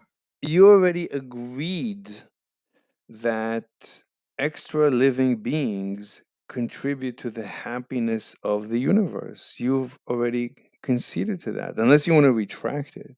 You may retract. I don't have a problem But with that. that's misrepresentation of my position. Wait, What this I is. said is Mhm, because it seems that you're missing the point. My mhm. point is that if there are no sentient beings in the universe, then there is no happiness because it's not Exactly. possible for Exactly. happiness to be experienced in the first place, Okay. right? Hmm. And then if there are more sentient beings like humans, chickens, animals, I'm saying it is possible that if those beings are happy to contribute to overall happiness, but we need the argument for why those chickens or those beings are happy in the first place, because they Hmm. can be unhappy, right? Wait a minute. Are you saying that if we okay, let's say we don't know whether the chicken is happy or not. So it makes no Mhm. difference if the chicken exists or not when we measure the total happiness of the universe, right? Well, that's up to you to say. It's your proposition how you measure it, how you measure happiness. Because I agree that for happiness to exist, there has to be sentient beings. But you're saying in that hypothetical is more happiness. So how is that assessed? I'm sorry, I wasn't paying attention. Yeah. Do you want me to restate? Because it's Yes, important. please, yes, please. Yeah. Yeah. So you're giving two hypotheticals. One of them have more sentient beings and the other one have less sentient beings, Mm-hmm. right? Mm-hmm. In the hypothetical with more sentient beings, uh, it is possible for them to be happy or to be unhappy, Mm-hmm. right? Mm-hmm. And same applies to the universe with less sentient beings, right? Mm-hmm. What's the argument that the universe with more sentient beings experience more happiness? I'm Wait, saying it is possible, no, but but does it happen? would you say that the average happiness of this universe right now is 0? No. Is it positive, negative? That's an empirical question. We need to ask the people whether or not they feel happy, but I would assume it's positive. I think I people don't are know. I happy don't if know they're because we having have, sex. starving children They dying have in to have Africa, sex to be right? happy. Maybe that offsets. Like, depends how you calculate it, how you assess that. It's your proposition. Like, you need to tell me how you're assessing it, and I'll tell you whether or not I agree with your calculation. It's going to be trivial in the end because how you calculate it is just your opinion, because I don't know how we measure happiness. I asked you, is it empirical claim? You said no. Is it a health claim? No. Then is it just your opinion? If it's your opinion, sure, you can have whatever opinion you want, but I don't know why I should care. Is it your opinion or is it empirical? No, I told you, I think in the beginning, I don't do anything empirical. I don't care for empirical. So it's your opinion then? No, I'm. So what else it is then?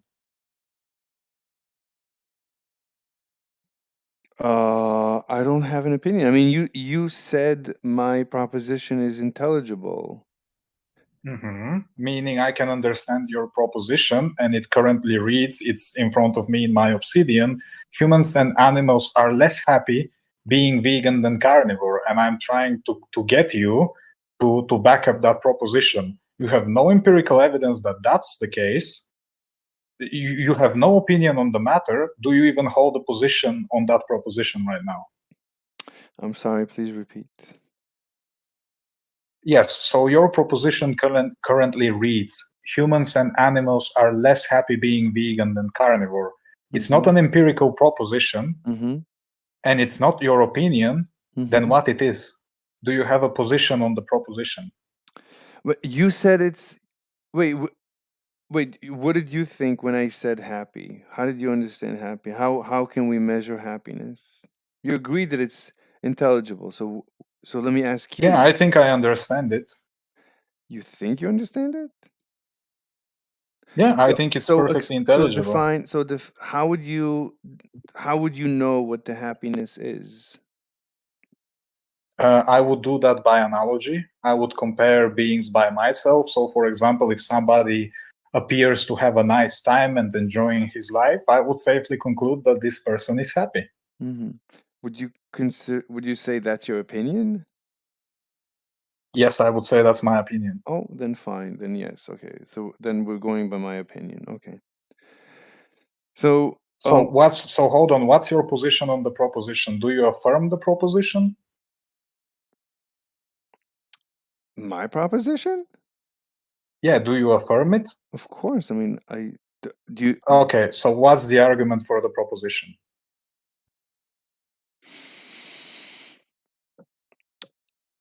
We have more creatures alive. Yes. And they seem, by analogy, as you say, they seem to be happy. If I were a chicken and I were roaming around the whole day picking my berries and worms, I'd be happy as can be. What more? I agree. Right. So if you have another chicken, it's just extra happiness. And that chicken is having the same life, correct? Yes. Or similar? Yes. Okay. Yes. So the more chickens you have, the more happiness you have. Sure.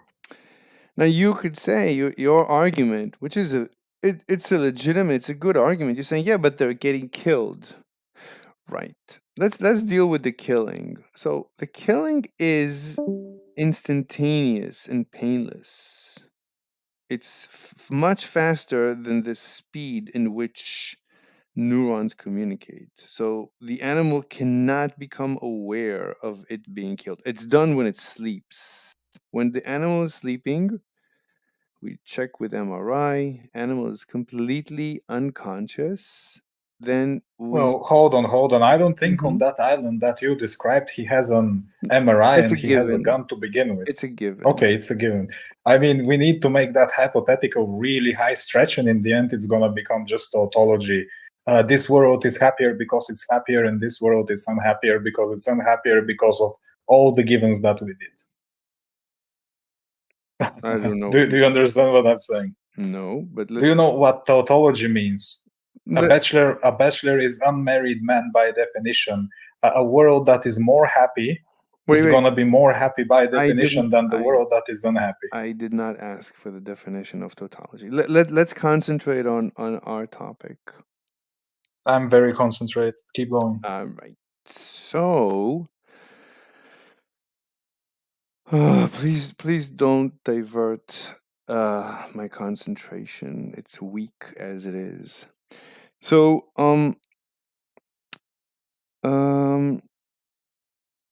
so the death, the killing, the murder is it. There's no pain. There's no suffering. It just the animal ceases to exist. Just like it came into being, it was not conscious as it came into existence. It goes out of existence being completely unaware, being completely oblivious to leaving this universe. So Mhm. is the murder, do you still feel that the killing, there's something wrong with the killing? Yes, What is wrong with the killing? because it's immoral to kill another sentient being. What does that mean? That means it's just bad decision. This means that this is something that ought not to happen. Why? Because we just don't kill sentient beings like that. Why? What it would mean for me to kill a human when he's asleep and he doesn't feel a pain, how can that be a good thing for any sentient being? Exactly. It's a bad thing Why? because it's immoral. Why?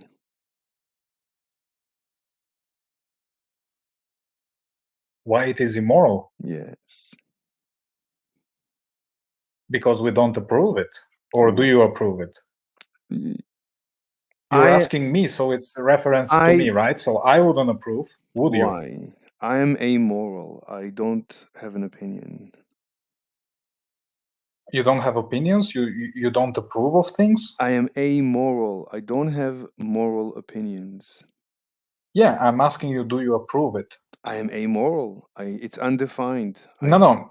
I'm not asking you a moral question. I'm asking whether or not you approve it. But I am amoral. I mean, would I do it if I were Robinson Crusoe? Would I do it? Yes, I would do it. I would kill and eat a chicken.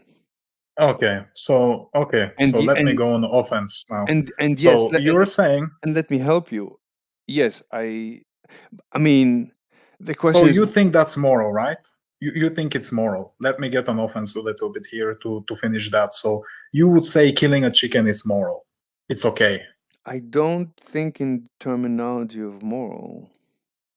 Okay, so you approve of killing chickens? Yes. Right. So, and we agree that chickens are beings that can experience happiness, pleasure, pain. They have subjective experience, correct? Yes. Right. So would you approve of killing a human the same way that you approve killing chickens? Yes. Okay. So you don't value negative human rights, is that correct? I don't know what that means. So negative human rights are the rights of a human not to be killed and not to be tortured. That's a negative human rights, and this is something that United Nations agreed, and it's the job of every country to protect those negative rights. Do you disagree with those? I'm unaware of anything that you just said. We're discussing a hypothetical universe in which there's no UN. No. So I'm asking you, right? Would you say it's immoral to kill would you approve of killing a chicken? And you said yes. And I asked you, would you approve of killing a human? And you said yes, right? So do you agree that humans should have negative rights and they should not be killed and tortured?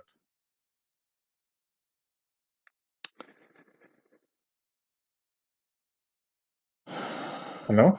Yeah. Wait, I there's no torture in my scenario.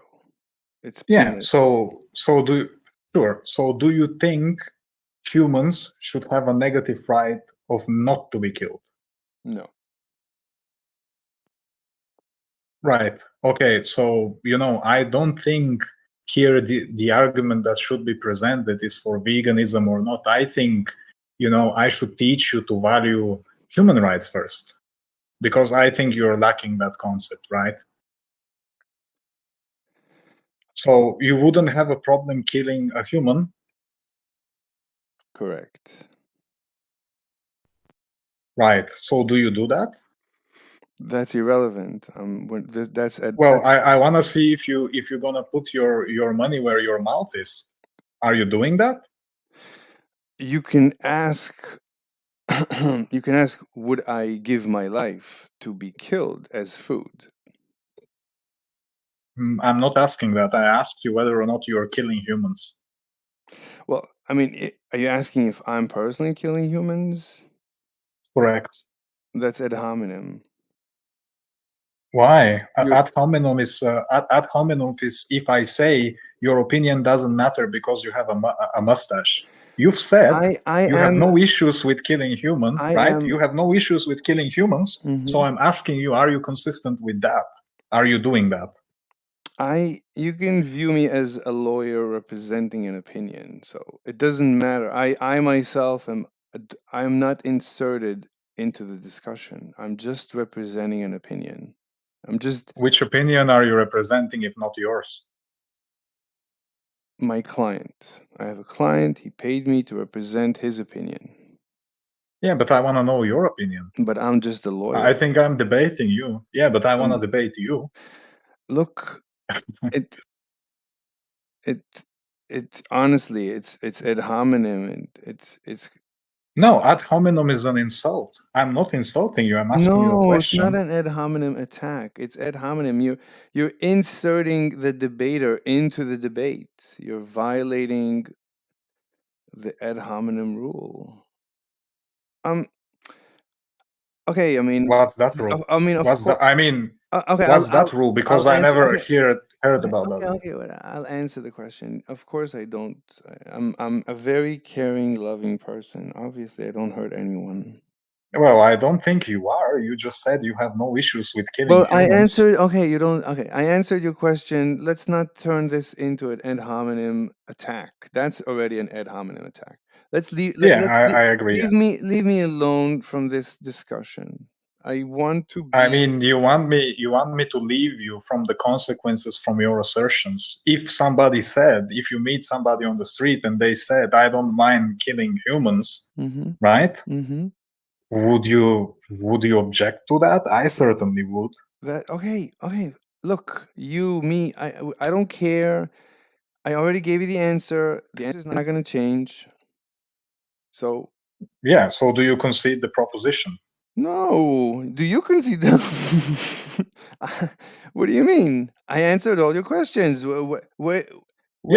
led to you approving killing humans. I would have told you this in the beginning. I am. Look how far you went. No. Right, from animal rights to justify your bad nutrition habits. To killing humans. This is my definition. Look at my definition. I am amoral.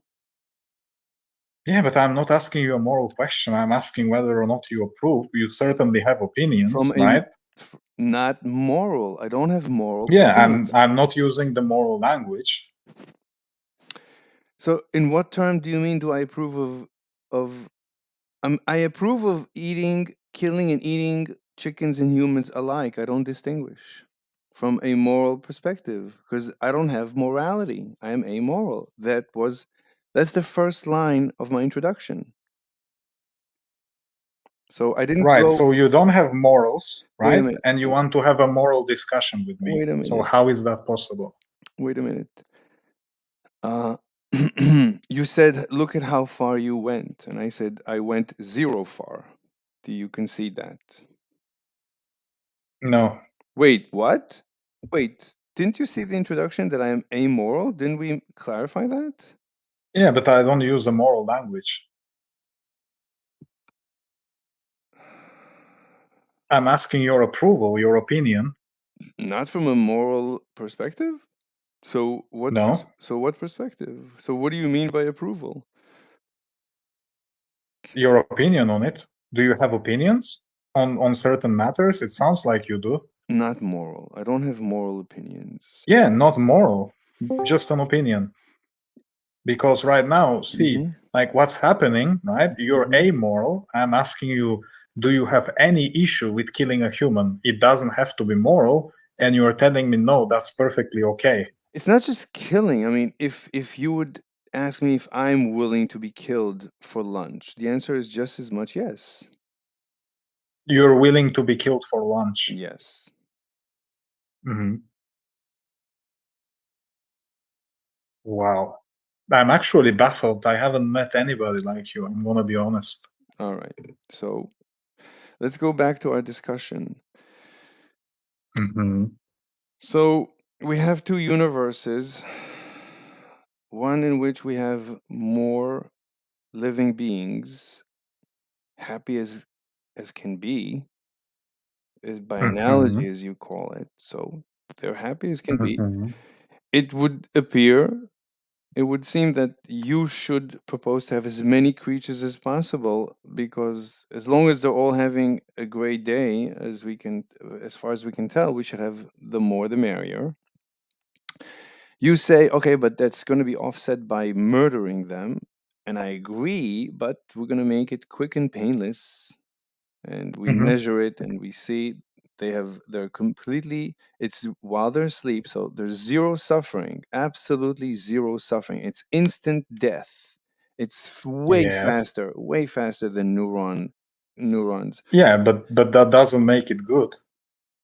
So at this point, okay, so you have morality, right? When you say good, you mean moral good. Correct. So what is the because source? your proposition is ethical to me. You're asking me. Fine. You have no morals, right? You have Fine. no morals. Correct. You're asking me. Yes. Yeah. So what is the source of your morality? Where does your morality come from? Teach me, maybe convince me to become a moral person. So what is the source of your morality? It's grounded ontologically in my brain or mind. If you're an idealist, it would be mind. Wait a minute. So you agree that you're a robot, right? You agree that we're just biological robots. What do you mean by robot? I believe I'm a human. I'm not a robot. We are but we are molecular machines at the end of the day. We're just carbon based. We're not silicon based, but we're similar to robots. Yeah, under charitable interpretation, sure. What do you mean? We are just molecular machines. Is there anything beyond the molecular machines that make us?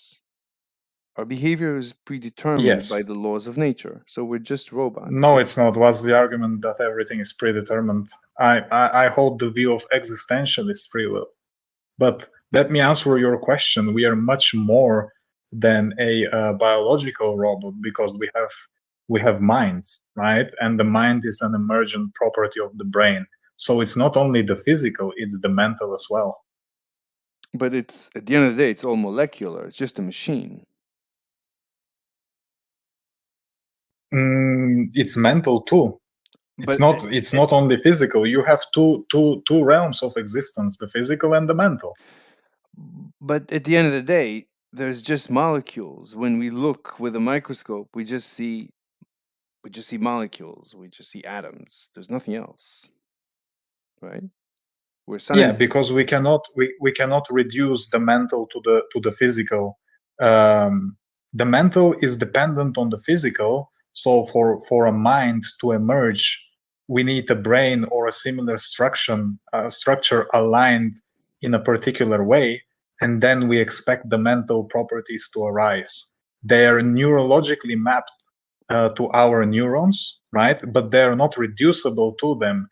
Meaning, if I scan your brain, I wouldn't know what you're thinking about. I just can see that your neurons are firing, but I don't know what type of thoughts they are producing. So there are two planes of existence. Would you agree to that?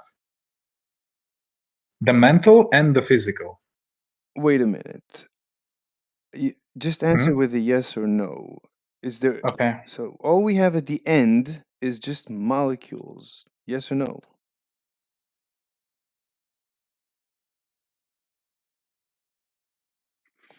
No. What else is there? The mental. Have you seen it under a microscope? Can we see it?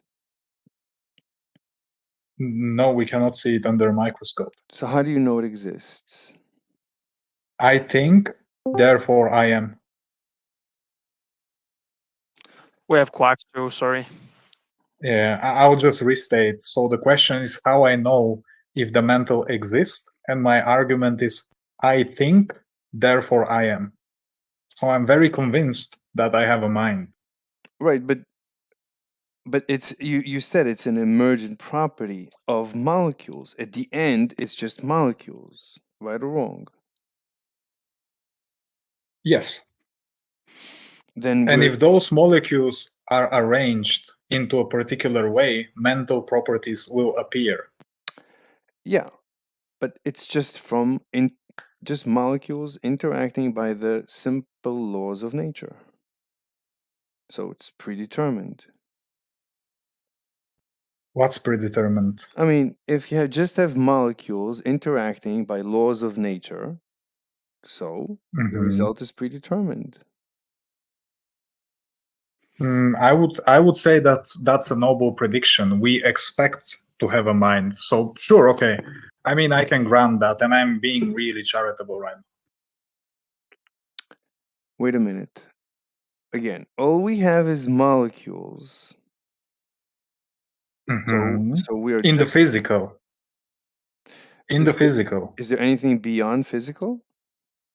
Yes, the mental. And the mental would be consistent. But Hold on, the mental.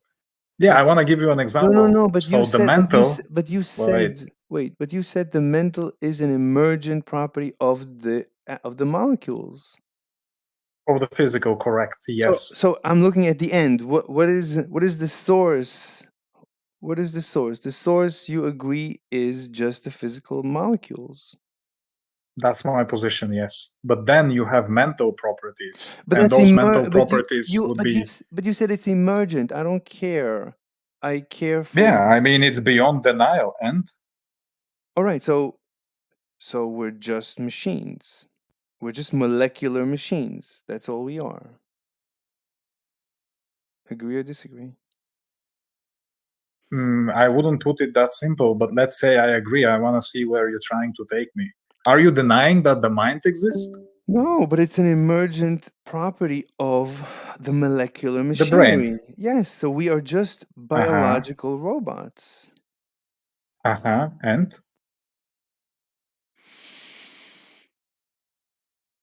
Sure, that seems correct to me. Right. So your morality, if it's subjective, then it's just the preference of a biological robot.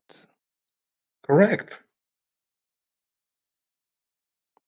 So your good and bad is just your pre-programming. It's not there's nothing moral about it. It's just the What do you mean? It's just the preference of a molecular machine. It's like an amoeba. An amoeba, we can see it's a molecular. Okay, I'll explain you because it's a little bit more complicated, right? Because our preferences are grounded into the mind, right? Subconsciously. And as we live. You agreed the mind is an emergent property of the molecular machinery. So all you're telling me is that your morality is the result of a molecular machinery. So that's and what's the issue with that? Is there an issue? No, there isn't an issue. So what's your point? Your good and bad is just it's like the good and bad of an amoeba. It's not more than that. There's no good and bad for an amoeba. No, that's it. I mean, there is good and bad for me. For an there is good and bad for me. For an amoeba, would you say there's good and bad for an amoeba? Would you say I don't know. Is there good and bad for a molecule? No, because they don't have a mind. But the mind is just the macro illusion interaction of many. It's an emergent property, as you call it, of the molecules. You agree? Yeah, and wait. You are so misrepresenting right now. I said emergent property of the brain, right? And you're giving me a single cell as an example, and you're saying, can the cell have a mind? No. Can something have a mind without having a brain? But you agree No. that it's just interaction of molecules by natural laws. In the brain. Yes. And So the brain is just molecules interacting. and And you agree that a molecule doesn't have good and bad. it is a property of the mind, not the molecule itself. Fine, but you agree that a molecule does not have good and bad. Because it doesn't have a Fine, mind, but yeah. you agree that a molecule does not have good and bad. Yes. Two molecules interacting, you agree or disagree, don't have good and bad. Does the mind emerge? Wait a minute. Two molecules, you agree or disagree, do not have good and bad defined for them. I would say no. Okay. Three molecules. I would say no. And so on. At what point would you suddenly so there's a point at which we add one more molecule and you say, oh, for this we define good and bad. So when does that happen and why? When the mind emerges. When does that happen? When a brain-like structure is arranged in the proper way. What is the proper way? Oh, we need to ask a scientist about that. It's really complex. I don't think we figure it out. So how can you make claims about it? Claims about what? That I have a mind? Whatever you just said, you just referred to an authority. So how could you be talking? Yeah, how could you be? Yeah, because I don't think. Wait a minute. How could you be in this conversation if you actually don't have an opinion of your own about this conversation? Why are you here? Oh, I have a really strong opinion. But you're asking me if I know how a human brain is structured. But and I don't know that. But you're completely dependent on it. But you're admitting to have no knowledge of it. So why are you here? Yeah, do you know? Why do you know? Do you have the answer? No, I am amoral. I think we're just molecules. That's why I am amoral. But you No, I'm asking you, do you have an answer of how the brain is structured perfectly so that the mind emerges? Yes or no? I happen to be a brain researcher, so yes. Yeah, can you tell it to me? No. Can you explain it to me? No. Why not? I have NDAs. I cannot disclose information. What do you have? NDAs, non-disclosure agreements. I cannot disclose information. All I can tell you Right, is... so you know how the mind emerges from the brain, right? Yes. Because minutes ago you disagreed with that, but now somehow you know, and you claim that you're a brain researcher. I don't. Because you don't sound like, I question the sincerity of that claim. I don't. You don't sound like a person that does some type of research. You are failing basic logic. And you claim you know how the brain works. Nobody figured that out.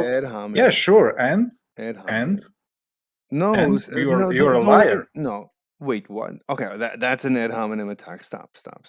Look, I don't want to. Why should I? No, come on. You're a liar. I called you out. You're a walking contradiction.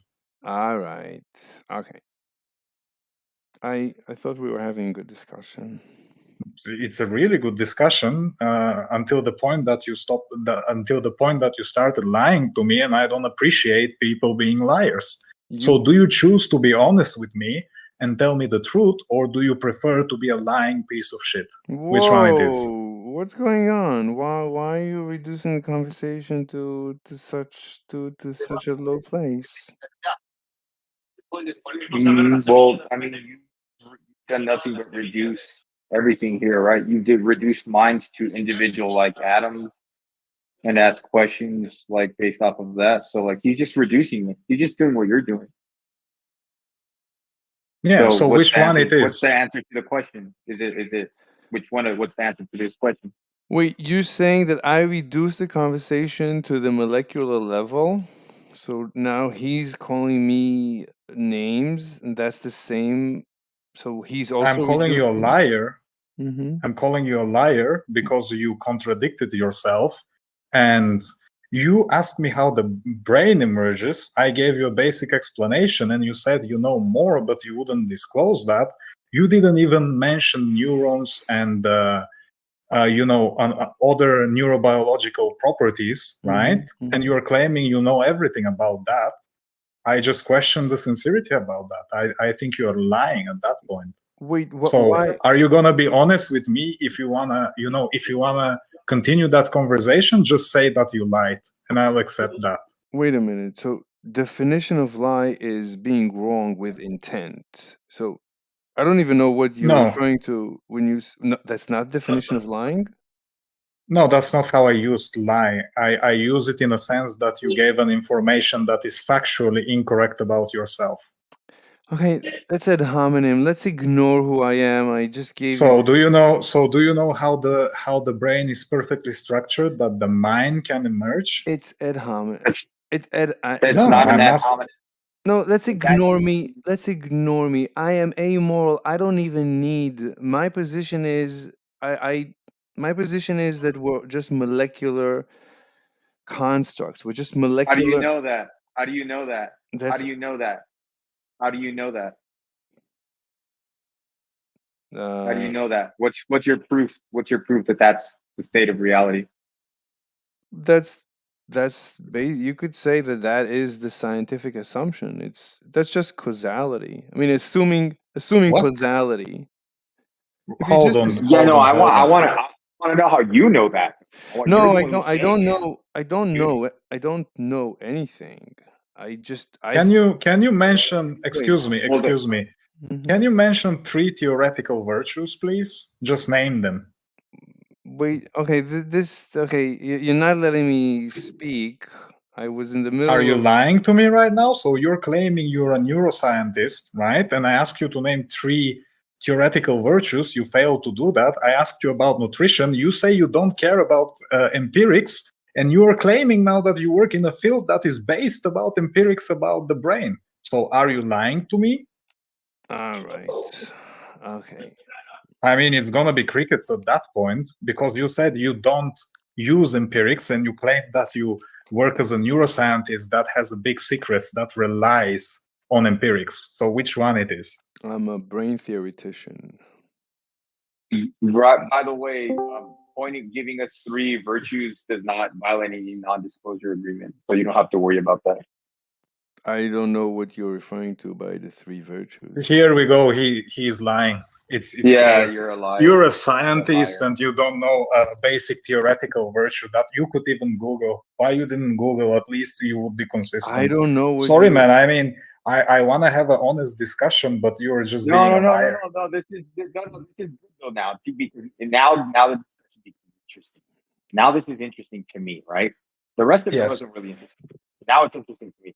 So, hey, Mr. Slade, what is the value that you are getting out of going around debating people and being a liar about like what you know and what you don't know? Is it like just a fun troll for you? Is it a way to like spend time? Like we found you in a vegan server, so does that mean that you specifically go like and try to have these conversations with vegans? What is it like? What's your motivation for being a liar and trying to debate people?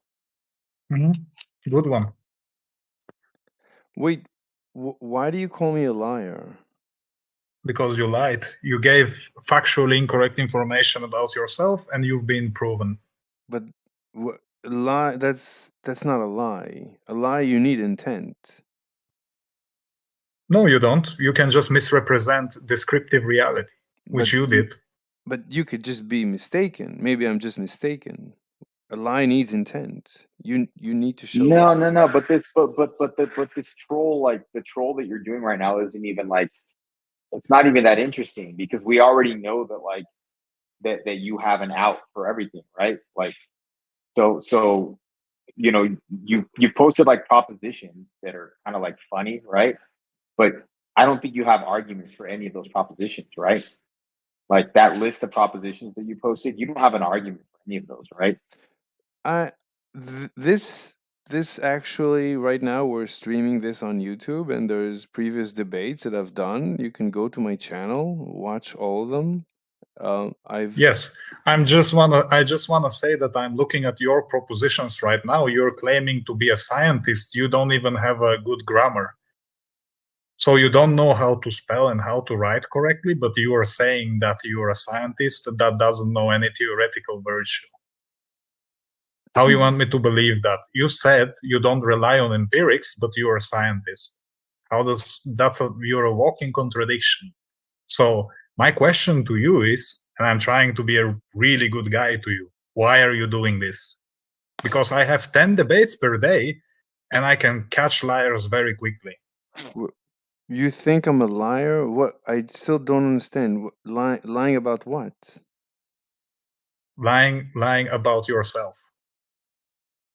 What did You're I? claiming you're an expert in the field, a really serious field, right?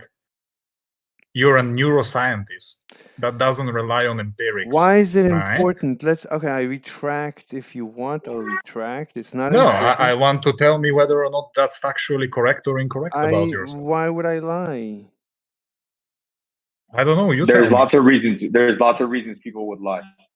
Many But reasons why people would lie. Look, I'm trying to fine. Can I retract, please? Because it's not important. I just want to. So was it a lie? No, of course it wasn't a lie. Everybody knows that's what I do. That's my work.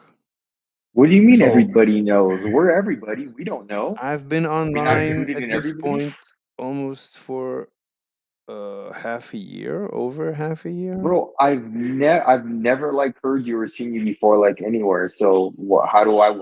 There's videos of me from about 6 months ago, probably at this point. And yeah, do you want to post some? Yeah, do you want to post some? I can't. In our I'm chat trying here? to post. It's blocking my post. This server doesn't let me post. Okay, let me give you trusted then, so you could post them.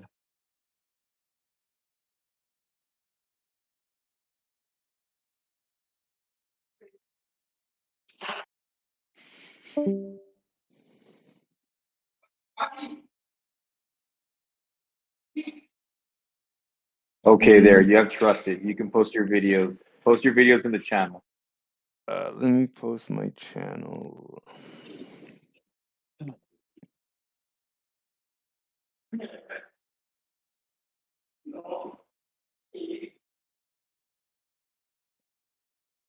I mean, the thing is, you have like debate propositions, and you don't have arguments for them. That's really odd.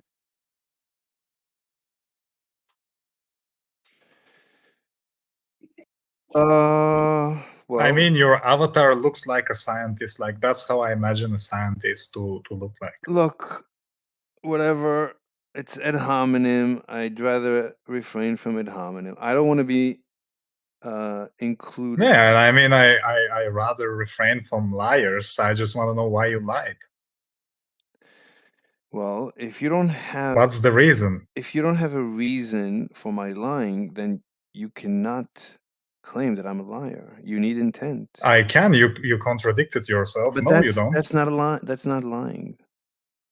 Lying is intent. What you asserted about yourself, is it factually correct? Yes or no? As long as you don't have... what do you want me to say? Why would I lie? The truth. Why would I lie? Explain to me why I would lie. Why don't you ask me questions about the brain if you want? If you want to... Because you're inconsistent. How am I inconsistent?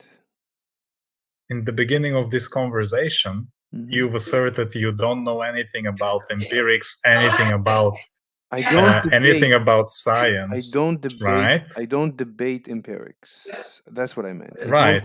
Right. And you also, I asked you also to name. Somebody's making noise. Everybody, please mute. Go on. Yeah, and I've asked you to name 3 theoretical virtues, and you failed to do so, which a scientist would name all 5. I don't know. In a moment. I don't know what that You don't means. know? Yeah. Right. But you are working in that field. So how you want me to believe that? Okay. If it's really important to you, you can ask me questions about the mechanics of, about brain theory. I'm a brain theoretician. You can ask me questions about that. I don't know anything else. Well, I asked you many questions, but you refused to answer. So if it's state of the art, then I cannot disclose state of the art information. Like my actual research, I don't publish. Yeah. Oh, so it's like a secret. I don't publish actual advancements that I make. Correct. But you've made those advancements. You know how the mind emerges from the brain. Nobody in the world has figured that out yet. You don't but know. Only you know that. You don't know that. You only know what those scientists that publish figured out. The scientists. Yeah, but you figure it out, right? I'm working on it. It's work in progress. So you haven't figured it out. I have very good theories. Yeah, but you haven't figured it out. Well, that's like Yes saying, or no?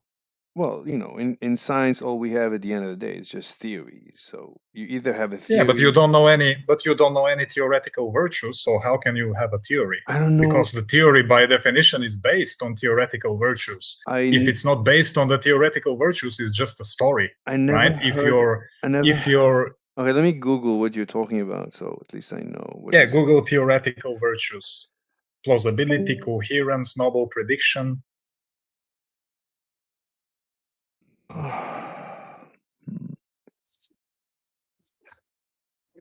I mean, Daniel, if you have to add something here, you can do that, because I'm, getting really impatient with that guy. I don't know. Maybe we should change the subject. I guess you're like, how do I say it? What's the word? Are you like amoral egoist or something like that? Yeah, but I need to go. I mean, I didn't intend to be too long in this debate. Where are you going? You don't want to discuss veganism or something like that instead? No, I mean, I think okay. I think I made my case. I mean, I think anyone who listened understands my arguments. You didn't present it any. All right. You just gave us a story. All right. So, at this point, I have to get back to work. I'm sorry. I mean, it's sure. I hope you figure out the brain. Thanks. I hope to debate you and other people again. I'm sorry that it got it got personal. I'd rather not make it personal. I define myself above and beyond anything else as a truth seeker. I just seek the truth. So that's all I care for. Like Habermas theory. I don't know what that means. It's a theory about how to have conversation. Habermas? Habermas? Yeah. Never heard Habermas? Never okay. heard of it. You should Google it. Pretty cool. Like, yeah. Anyway, I really had a good time. I think it's a good server. What's the name? The Carefree Cafe. It's a good server. You're good people. I really enjoyed my time with you. Who did I debate? PKD. PKD. I'll send you like I sent you already a friend request. I don't think so. I just sent you a friend request, and how would you rate on a scale of 1 to 10 our debate? I would rate it at 1, because you made a case and you couldn't back it up. I have many debates every day on, metaethics, nutrition, and people come with really strong arguments. They make coherent arguments. They bring empirics to the. So to my standard, it's just 1. And if you want me to give you a recommendation next time when you come into a debate, be honest, because you're gonna, encounter somebody like me, that is gonna catch the lie, and they're gonna laugh at you. But I'm not doing that, because I'm a charitable person. I'm a very virtuous person, right? So be honest, bring empirics, and make coherent, logical arguments. I don't debate empirics. I told you No, that. bring empirics. I mean, if you want to be a good debater, probably you should look into that. I don't want to be a good debater. I just seek the truth. So I don't care for empirics. I care for, just figuring things out. Well, if you care about a philosophical truth, you should at least be familiar with propositional logic. You should at least be familiar with parsimony. You should at least be familiar with making noble predictions and back up those. That would make you a good debater, or that would make you a good truth seeker. I feel that's the opposite. I feel the more you learn about logic and math and stuff, I think you're able to convolute the truth seeking. I think truth seeking needs to be super simple. If a child cannot understand it, then I would say I'm not interested in it. I want it to be, it's got to be super simple, like like mechanical. Well, I mean, you're claiming that you understand how the brain works, and you wrote many theories without knowing any theoretical virtues. That's quite complex, right? So okay, so I don't see what is stopping you from doing to having a high-level conversations. Maybe because that's what you asserted about yourself is not true. Can that be the case? I wonder. Why is it important? Why is my work important? Why is my personal life important? Why am I important? Why have I become a part of this conversation? That is literally ad hominem. Because you've made the claim about how the mind emerges from the brain, and you asked me if I know. Hold on, and you've asked me if I know how the molecules are arranged, and I said no, I don't. Do you? And you said yes, because that's your work. And I asked you to tell me that, and you failed. You contradicted yourself. Can I just retract and say, no, I don't? Is that okay? Can we go back to that point and I'll say, oh, I don't. But well, is that the truth? Do you know? Let's assume I don't. I want to know the truth. Let's assume look, I gave you the truth. You don't like the truth, so let's go with the lie. I don't. No, you haven't. Look, so if you don't, it's a lie. No, so which one it is now? Okay, it's not important. It's honestly not important, right? Because that's not my case. You need. Dude, you're trying to engage in a conversation where you detach yourself from it. Like exactly. stop doing that. That's it's just some. That's ad hominem. I don't want to be inserted into the conversation. So that's impossible. How you can have the conversation then? You are basically saying, as a lawyer, I want to mind without mind. No, I want to represent an opinion and argue for that opinion. And if you convince me that opinion is... Yeah, so there's a good way of doing that, right? Like a good way of doing that is saying, I am just a mouthpiece for this idea, right? Like I am not even a person right now. I do not want anybody to think of me as a human being right now. There is an idea that exists in the world, and I am just merely the mouthpiece that's voicing this idea right now. Exactly. So you could have that position, right? So here's what you need to have that position. In order for you to have that position, you need to establish that this idea, in fact, is a coherent idea that a certain amount of people like hold, and that it has like value. It merits like talking, right? Otherwise you could say, well, this is just theater. This is just theater right now. I'm streaming to my channel. People laugh. I can barely understand what you're saying. Speeder, like a speeder from Star Wars? You can say this is theater, like theater, theatre, right? Theater. Oh, theater. Okay. Yeah, and I have a channel, and there's some people watching the channel, and we all kind of laugh because we just engage in conversations that are meaningless, and we get people to think of them as being serious. But the reality is, like, nothing is serious. Like, literally nothing is serious. Like, we're all just making everything up as we go along. So there's these people on Discord that take debating seriously, and like, listen how funny it is when they try to like ground their opinions in some sort of fact that doesn't exist, right? So you could say that as well. Right? And then if we want to engage with you, we can. Okay, but in order for you, and look, let me finish. In order for you to, I'm going to finish, and then I'm going to stop. Okay, and then you can say whatever you want to say. In order for you to be this mouthpiece, you would have to prove in some way that people hold these opinions, right, about themselves and about the world, and you would have to provide some sort of like evidence like to that. And then if that's accepted, then you can just be like the automaton that's just voicing the opinion into the universe, right? But you haven't done that. Okay, I have no idea Like what you we don't. just said. I honestly have no idea what you just said. Look, I'd like to just be the lawyer representing an opinion and ignore who I am. Now, my knowledge or lack of knowledge of how the mind emerges from the brain, I don't care. That's not my position. I claim we're just molecules interacting.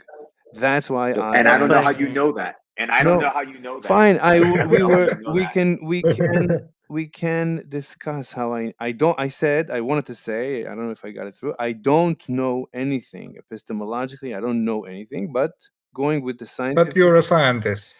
exactly. Going with the scientific method. So we assume, like the natural world. Wait, we what's? Hold on. Stop right here. Mhm. Render the scientific method right now. What is the scientific method? I'm actually discussing it. This is what I'm going through right now. So what do we describe assume? what it is. I am. Google it and describe what it is. No, Go. no. I'll. What is the method? No, I'll tell you. I'll tell Google what I think the scientific method is. So the scientific method is. So we it's based on assumptions. So we assume that what you see is what you get. That there's nothing unnatural. That if it cannot be measured in any way, then we don't care about it. It doesn't enter into science. We assume causality. So if there's an effect, there must be a cause. I think that's pretty much it. And then No, no, you're assuming something. I asked you what's the method. I mean, at this point, I'm really disappointed because I see the lie, my friend. okay. Why would you lie? All right. Anyway, the point is, I was asked, how do I know that we're constructed of molecules? I don't know, but in So why science. make the claim then? Because in science, as far as we know, that is the best theory we have of the universe. That fundamentally it's atoms and molecules and subatomic particles and stuff. That's all we have. As far as we know, we never found a soul when we looked in the microscope, and we never found a mind.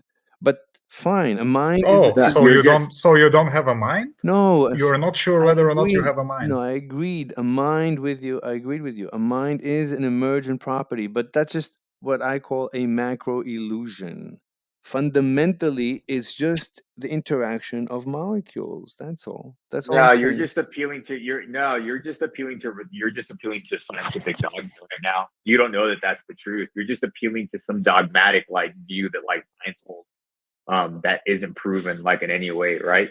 So and your buddy in your stream, the uncomfortable truth, and his stupid comments, like yeah, somebody can be disappointed because they see the lie, right? Like that's a subjective thing, right? We're all just subjective, like whatever, right? So anybody can be disappointed about whatever the fuck they want to be disappointed about at any given time. There's nothing weird about that.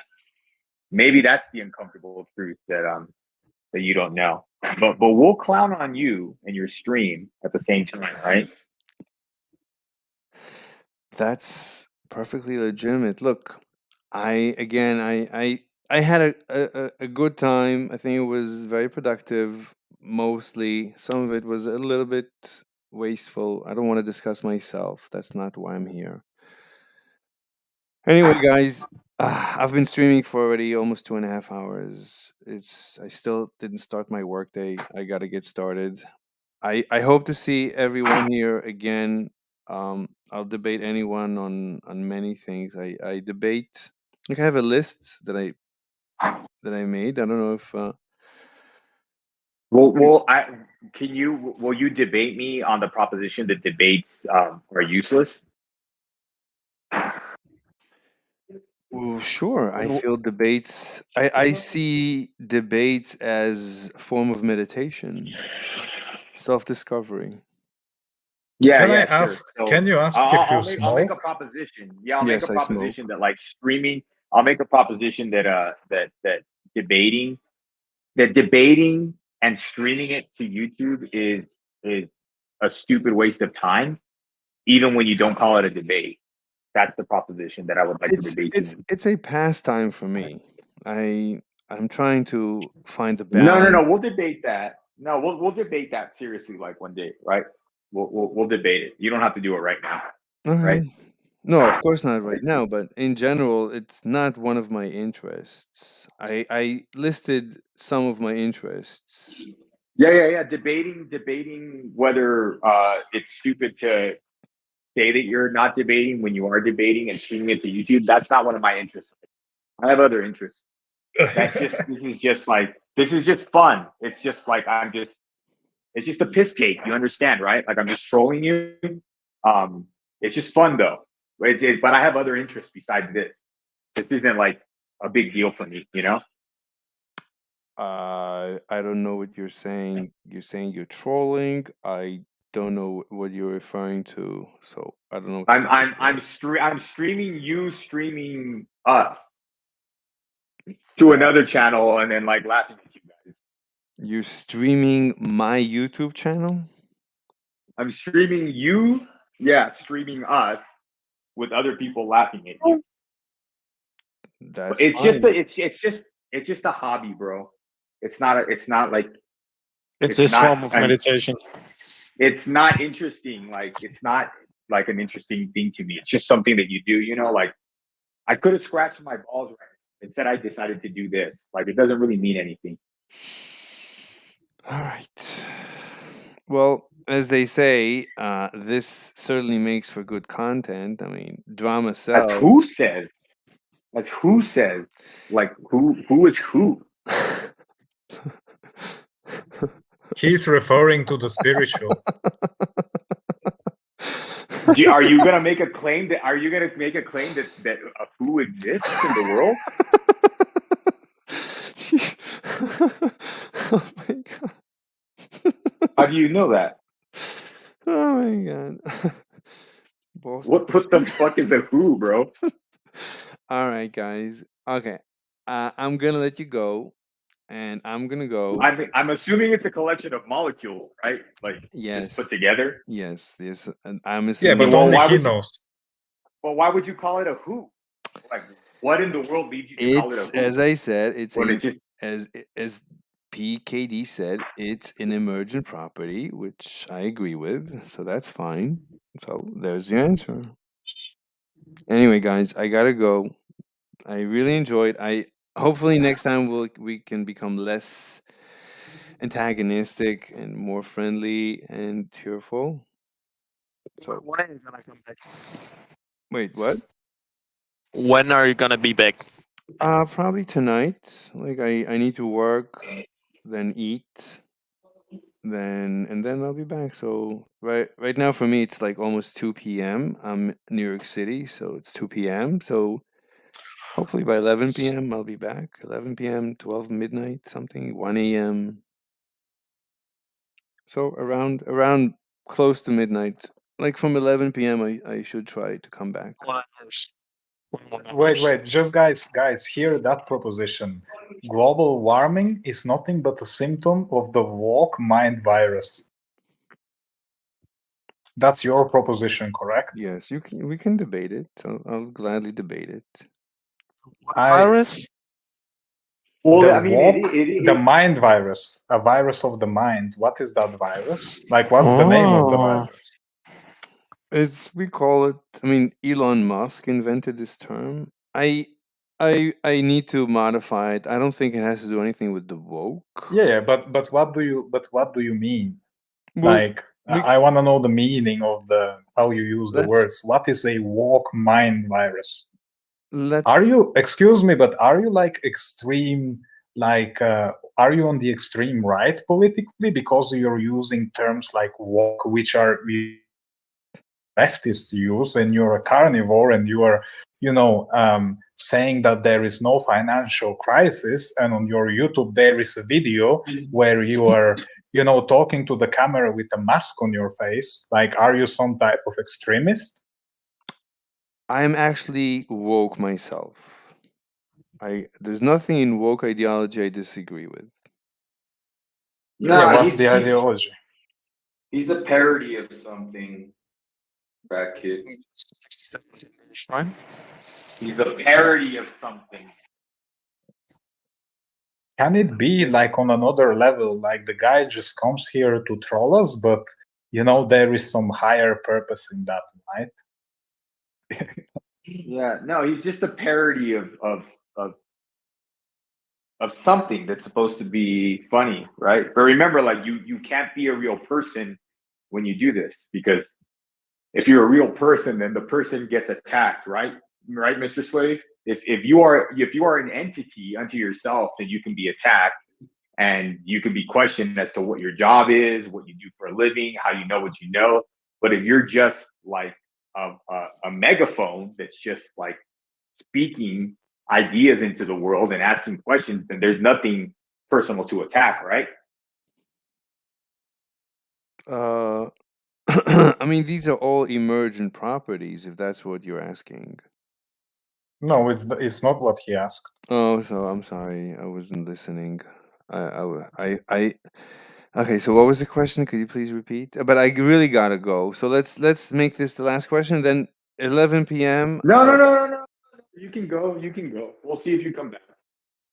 Yeah, It's fine. I'll Don't worry. gladly. If 11 p.m. I'll put a timer. I'll put a clock or whatever, a stopwatch, whatever, a timer. I'll add it to my schedule. 11 p.m. We'll try to be back.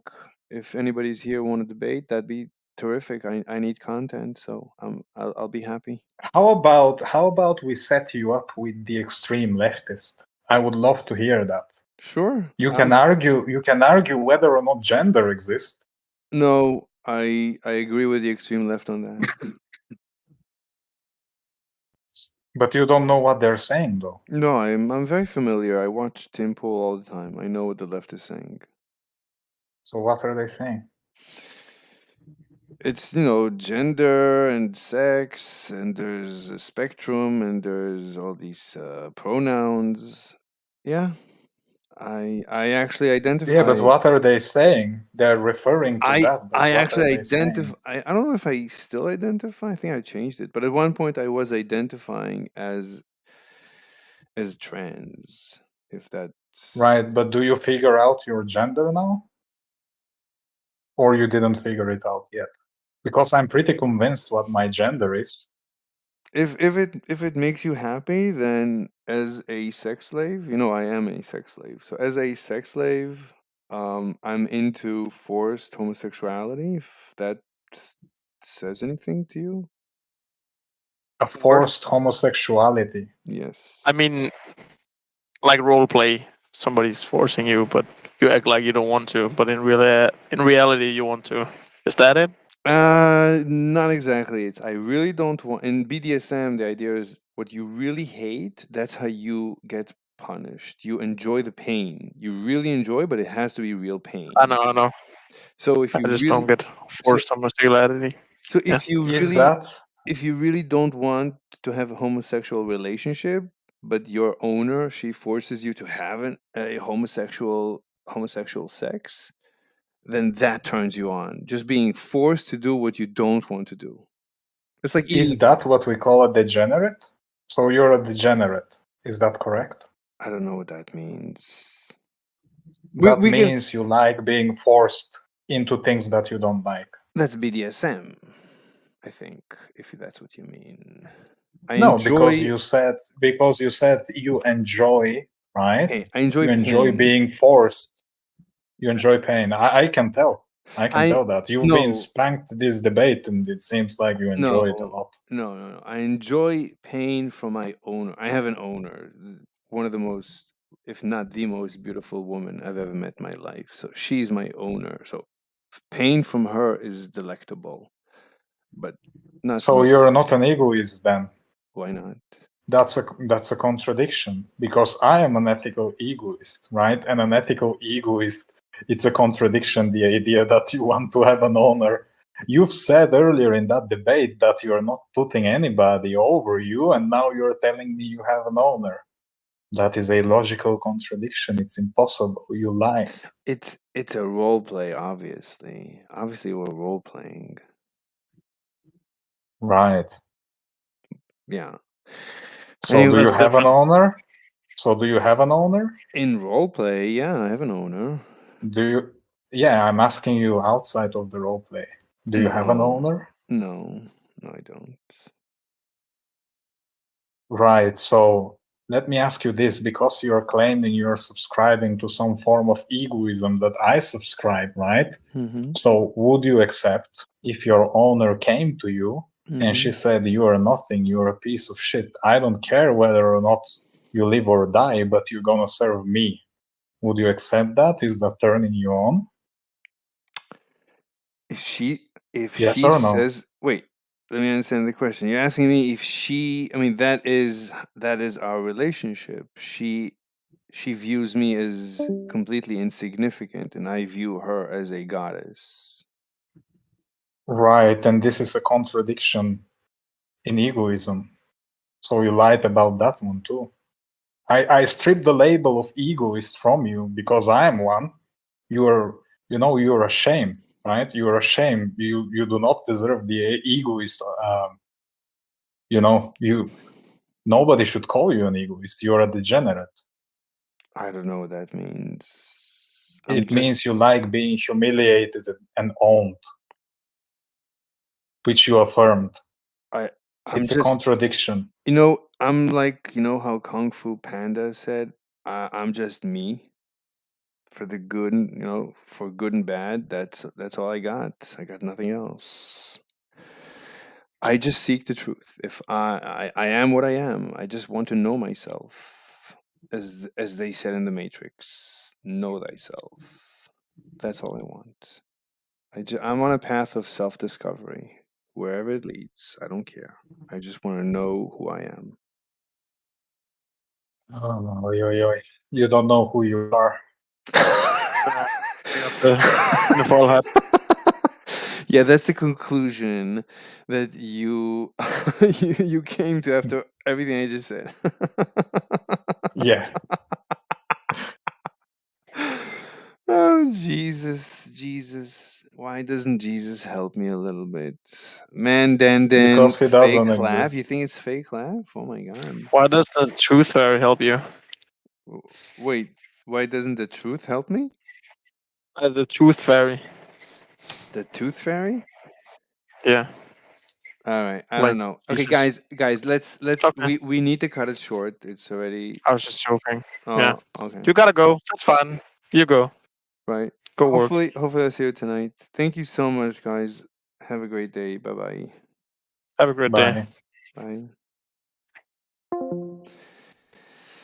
All right. So that was interesting how that quickly deteriorated. Obviously, they would not have lashed out all at once if they didn't feel threatened by my argument. I think my argument was pretty good. So so he needs, let's just make a concluding remarks. So he needs PKD, my opponent, my friendly opponent. Kung Fu Panda has all the answers. I need to do a movie review. I need to start reviewing the greatest movies of all time. So Kung Fu Panda is as deep as movies go. Renato Pizarro, Slave, your voice was trembling when they cornered you. My voice is trembling because I'm sitting here freezing. This happens every morning. I drink my coffee, I melt, so I take off my clothes, and then I start streaming, and then I start freezing. But I can't get dressed because I it's impossible while I'm streaming to just get dressed. So I sit here freezing and trembling. It's plus I get easily excited. I'm very excited. I'm very emotional, and when yeah, that's besides the point. I've always been very emotional. My voice trembles, and I start shaking and trembling and shivering. So the cold plus the fact that it's an interesting discussion, and I'm getting attention and I'm having a good time basically. Yeah. So that's the shivering. The fact that they cornered me, that just, I mean, they ganged up on me like a mob.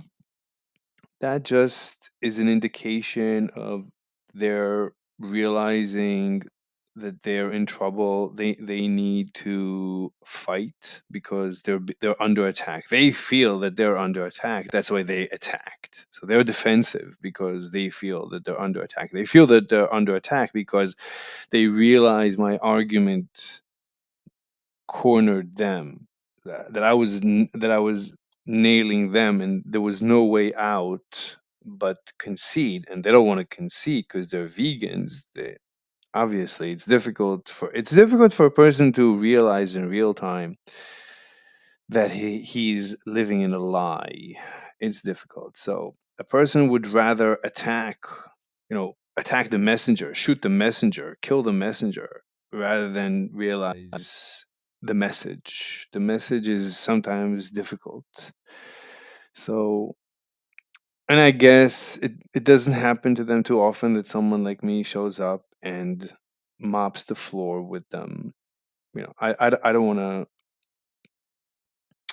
to toot my horn, but I'm very calm, very deliberate, and I try to meditate as I'm debating. So I'm trying to always find the exact path. I'm trying to find the dialogue tree, follow the dialogue tree and the logic that will eviscerate, will convince. I'm always trying to convince my partner, my debate partner. I'm trying to convince my debate partner that I'm right and he's wrong at any given time. So that's why I try not to get off track with personal attacks, and I don't give into that because I need to absorb all their shocks and all their attacks and keep attacking the target. And they felt it, and that's why they they came in all at once and started coming after me personally. They would not. No one would. In a debate, the last thing you want to do is attack the person debating. That is the ultimate logical fallacy. When you commit logical fallacies, it indicates that you don't have logic on your side. So you need to fall back on logical fallacies. You need to commit logical fallacies to try and win. Like, you try to win because they want to win, and I don't want to win. I want the truth. I want to lose, if that's the truth. I always wish to lose on any given debate. I always say, I wish I could lose. I mean, prove me wrong so that I can continue my path of self-discovery. I just want to discover the truth, especially about myself and this beautiful universe. So that's just an indication. That doesn't suggest that they had no logic on their side, but they didn't. But also, they didn't want to move forward the debate. They refused to let go of the personal attack because they didn't want me to make the concluding remarks. So the concluding remarks. Daniel Bob Carlson, cognitive dissonance.exe. Fascinating. Welcome to our beautiful channel, Daniel Baig Carlson. I'm assuming you're like Scandinavian. I'm assuming you're referring to me. I'm assuming you're one of them. Or maybe you're referring to them and you're one of me. I don't know. Before I read comments, let me just try and make the case. So where were we? So if they would be listening, let's assume they are listening. So my concluding remarks are: so he claims the mind is an emergent property. Fine. But ultimately, he must agree that ultimately we're just molecules, and there's no good and bad defined from molecules, and we're just molecules, so there cannot be good and bad defined for us. There cannot be good and bad defined for the mind, unless, fine, it's a macro illusion, but it's not the ultimate. If you want truth, as far as we can tell, there is no good and bad, because there's no good and bad for molecules, and we're just molecules. So yeah, I don't see anything wrong with eating humans, and there's nothing he can say that will convince me otherwise.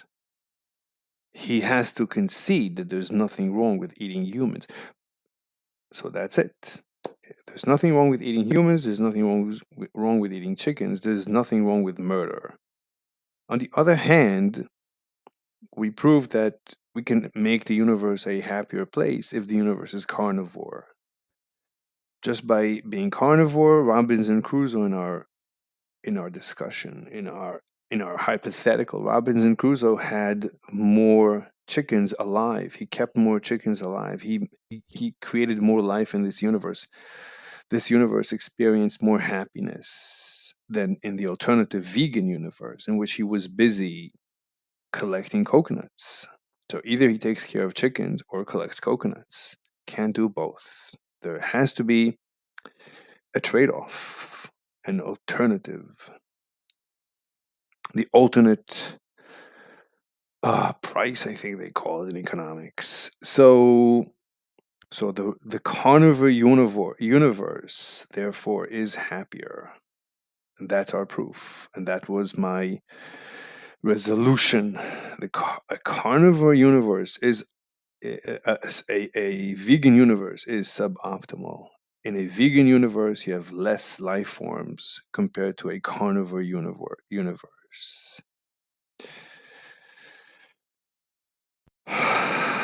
That's the end of that proof. Now let's read some comments, and then I really need to get back to work. Let's go to the last comment. So Carefree Traveler says, nothing he can say to change my mind, but I am just searching for the truth. I don't know what you're saying. Also, Carefree says, I was mildly interested in him for a minute because it can be interesting to find out why he's a liar and likes this sort of theater, but it got lame in the end. What is this thing with the liar? I don't get it. And the theater, I don't get it. I mean, I'm a little bit theatrical. I mean, when I talk, I'm like Agent Smith from The Matrix. Yes, I love how he speaks because I think people don't enunciate enough and don't breathe enough. So Agent Smith, and he actually learned how to talk from the producers. What are their names? The brothers that became sisters. The Karnuchki sisters that produced the Matrix. So they, as far as I know, they taught him. That's how they speak. Anyway, but I think he said once that he learned theater, and that's how he learned to speak. But everyone in the Matrix speaks slower, breathes, enunciates, thinks, and I think it's a much better form of communication. It is theatrical, but I think it is good. It's good theater. I mean, I enjoy it. When I listen to these videos, many times I listen after I finish, I do whatever and I listen, and I enjoy listening. So Carefree Traveler, whatever. I mean, you calling me a liar is just evidence. It's evidentiary, but it is evidence that you feel that I won the debate. It's just evidence. It's a logical fallacy to attack the debater. It's ad hominem. It's an ad hominem attack. It's beyond ad hominem. Ad hominem by itself is a logical fallacy. An ad hominem attack is also a red herring. You're switching the topic. So it's multiple logical fallacies, indicating that you have no logic. You have to degenerate into logical fallacies. Anyway, Daniel Baig, Lou, LOL. Daniel, oh, it's Baig? I still don't know what you mean by cognitive dissonance. The mob virus from the Uncomfortable Truth. The mob virus tried to take down Mr. Slave. Are they infected as Alex and Ashley? Yes, yes. So you see, this is very deep. This is we were talking about this in the beginning of the stream. The woke mind virus has nothing to do with woke. It's a virus. It's just a mathematical optimization. It's just okay, this guy is threatening us, we're going to attack him, we're going to throw the kitchen sink at him. That's what this mind virus is. So the woke use it. Everyone, Alex used it. Everyone uses it. It's beneficial. But this is even worse. It's even worse than I suspected, because I suspected, oh, it's just a woke ideology. No, it's this virus, this mind virus, this zombie mob virus that turns every group into a mob, has the potential to turn every group into a zombie mob. This can happen. It can parasitize on any ideology. It could take any ideology. It took witchcraft, which is not even an ideology, it's utter nonsense, and it turned it into, oh, there's only one person left, so I'm speaking to myself. All right, we don't need this. Anyway, guys, this is actually where it gets interesting, that I'm analyzing the woke mind virus and everybody's gone. All right, it doesn't matter in the future. If I keep growing this channel, then in the future people will one day look for every bit of input that I have, and they will enjoy this video, so that's fine. There's more comments. Uncomfortable Truth. You're the only one watching now. Kanutsky, not Kan. They have a name. I don't know what their name is. Can you please finish reading all? Look, I'm doing this entire thing is because of you. I still haven't started my work day. Oh my god. So Carefree Travel says nothing he can say to oh, we've been through this. I think I read everything at this point. I'm pretty sure I read did I read everything? He will call me daddy soon. I need to learn philosophy of Master Oogway. The philosophy of Master. Oh my God, Master Oogway is incredible. Yes, yes, yes. He's bringing up the mob mentality again. The virus. Yes. Yeah, the trembling conclusion of this debate, Kung Fu Panda, yeah. Man, Dandon, he says he doesn't hate me, but he keeps always hating on me, so I don't know why he says he doesn't hate me. Fake laugh. You could argue every laugh is fake. No, I was laughing. I wasn't laughing at them. I was laughing reading the comments as I was speaking to them. So, but I don't, usually I don't fake laugh. I try to avoid fake laugh. Woody Johnson, LOL, I'm just me, Kung Fu Panda. Everybody's Kung Fu fighting. Yeah, I loved it when he said that. It's just me. It's like he's supposed to stop Lao. What was it? Lao Tzu? Who was coming to fight him in Kung Fu Panda 1? Tao Long. Tylon is on his way to destroy the village. And Kung Fu Panda is supposed to stop him. He's like, but it's just all there is just me. He's like a fat slob. He's supposed to stop Tylon. Oh my god. Yeah, Kung Fu Panda, good movie. He's coming to the same conclusion Andrew Crucible came to. The slave is just a degenerate. I don't know what that means. Mandandon says, Jesus, slave. I don't know what you mean. Uncomfortable says, ask him how the mob mentality is the sad solution. I mean, that is one of the topics that I present. By the way, you should all know I put together a website, and in it I put a page for my debate topics. Here it is. Let me just give it to you. Give it to you. Let me give it to you so that you have it.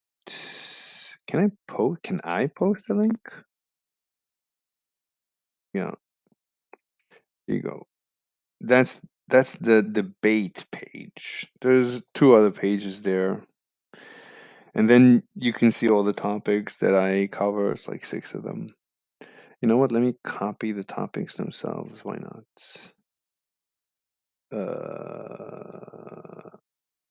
There's copy for YouTube and paste it here. That's terrible. It doesn't let me paste. It's too much. Too much.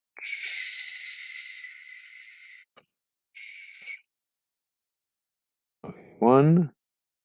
That's too much? What is not too much?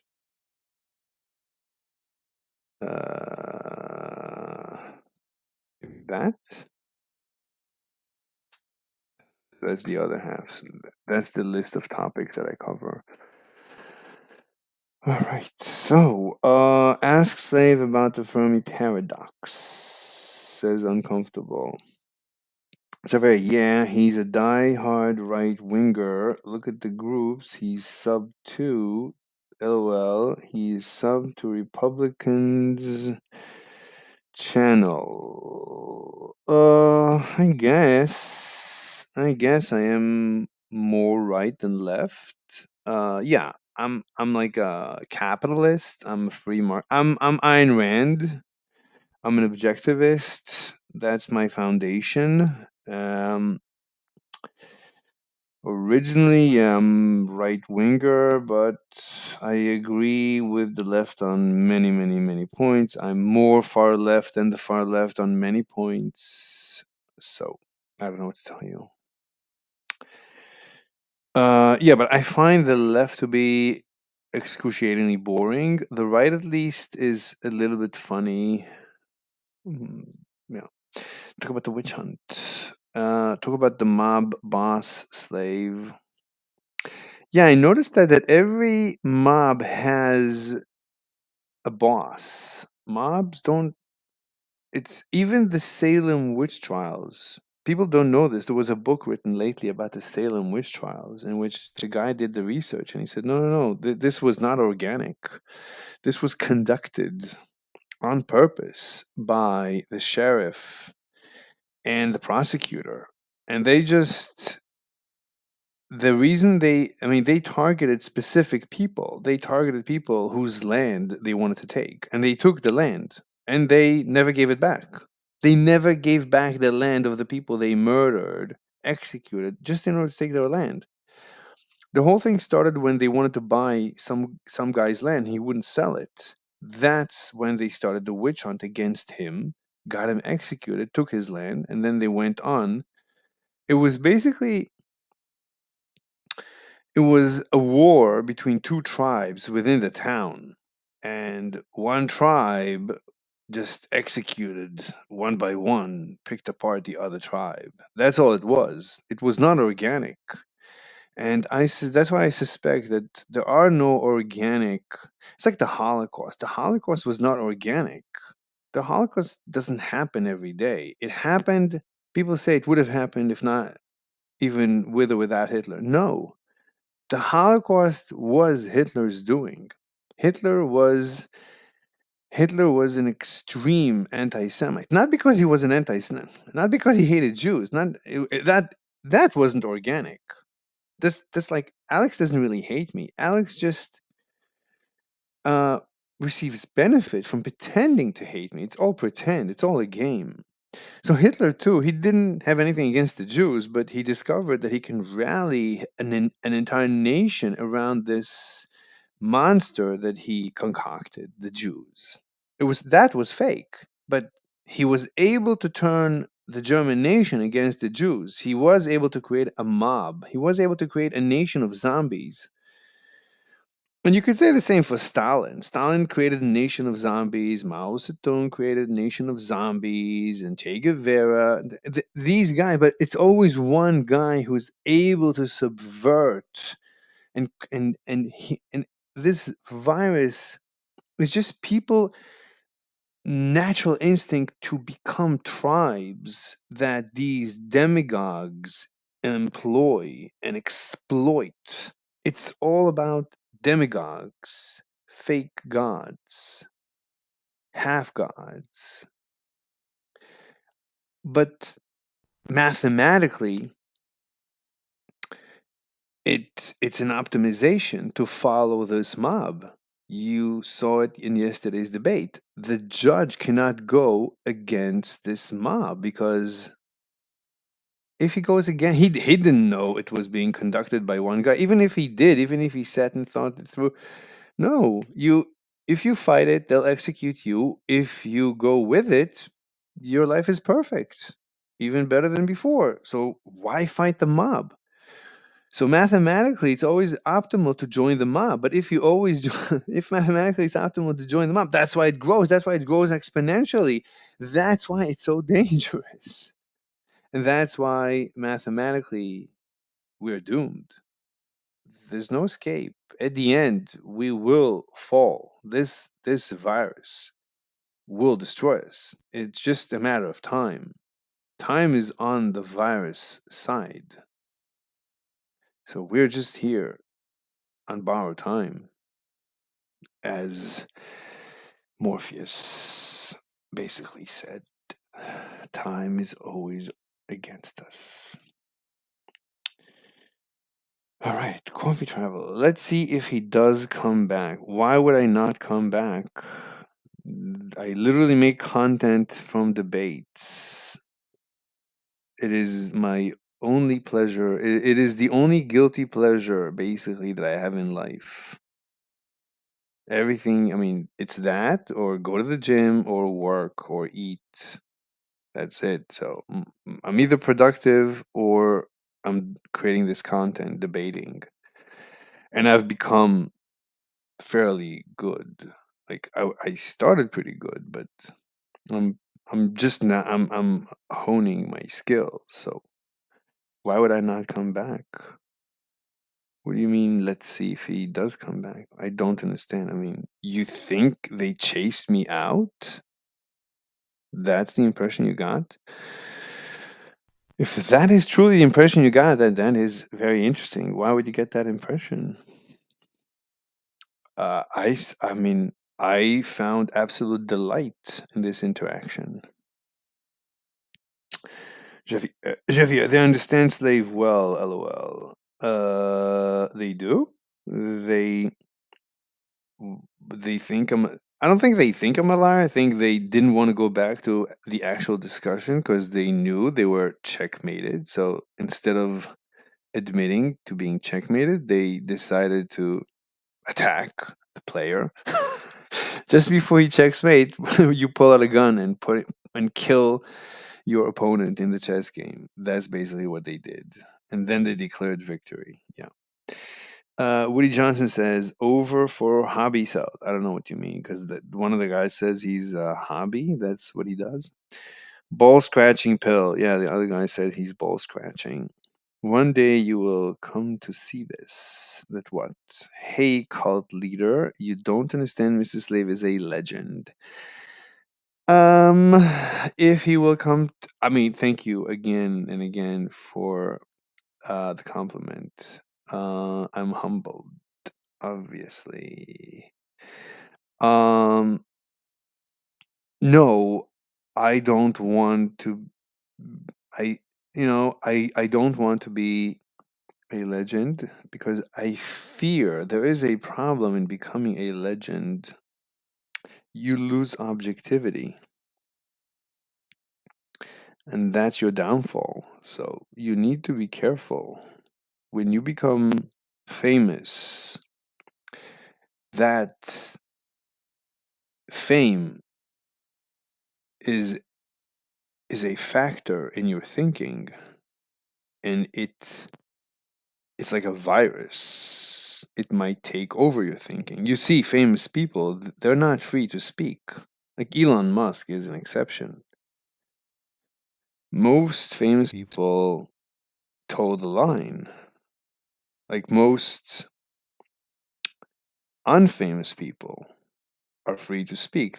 Actually, the more homeless you are, the more free you are to speak. The more famous you become, the less free you are to speak. And by extension, I would say the less free you are to think.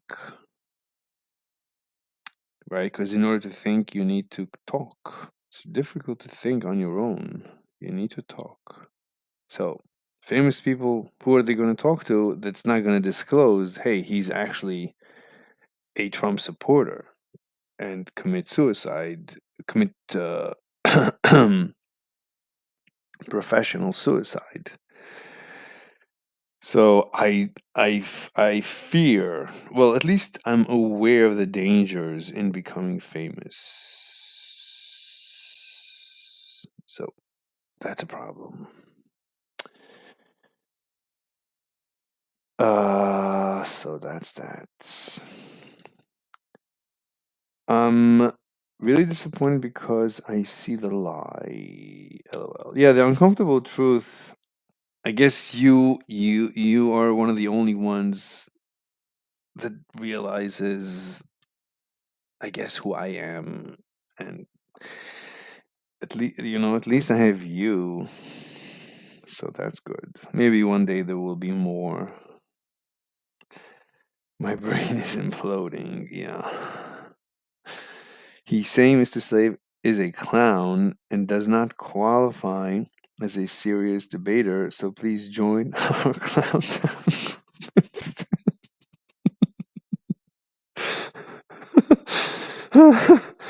Yeah.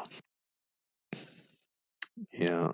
I mean, many people like there's a guy called Ask Yourself on Discord and on YouTube. He's a master at logic. He takes logic to the nth degree. He's like a master logician. And I wiped the floor with his face. Even before, I mean, that was my first debate.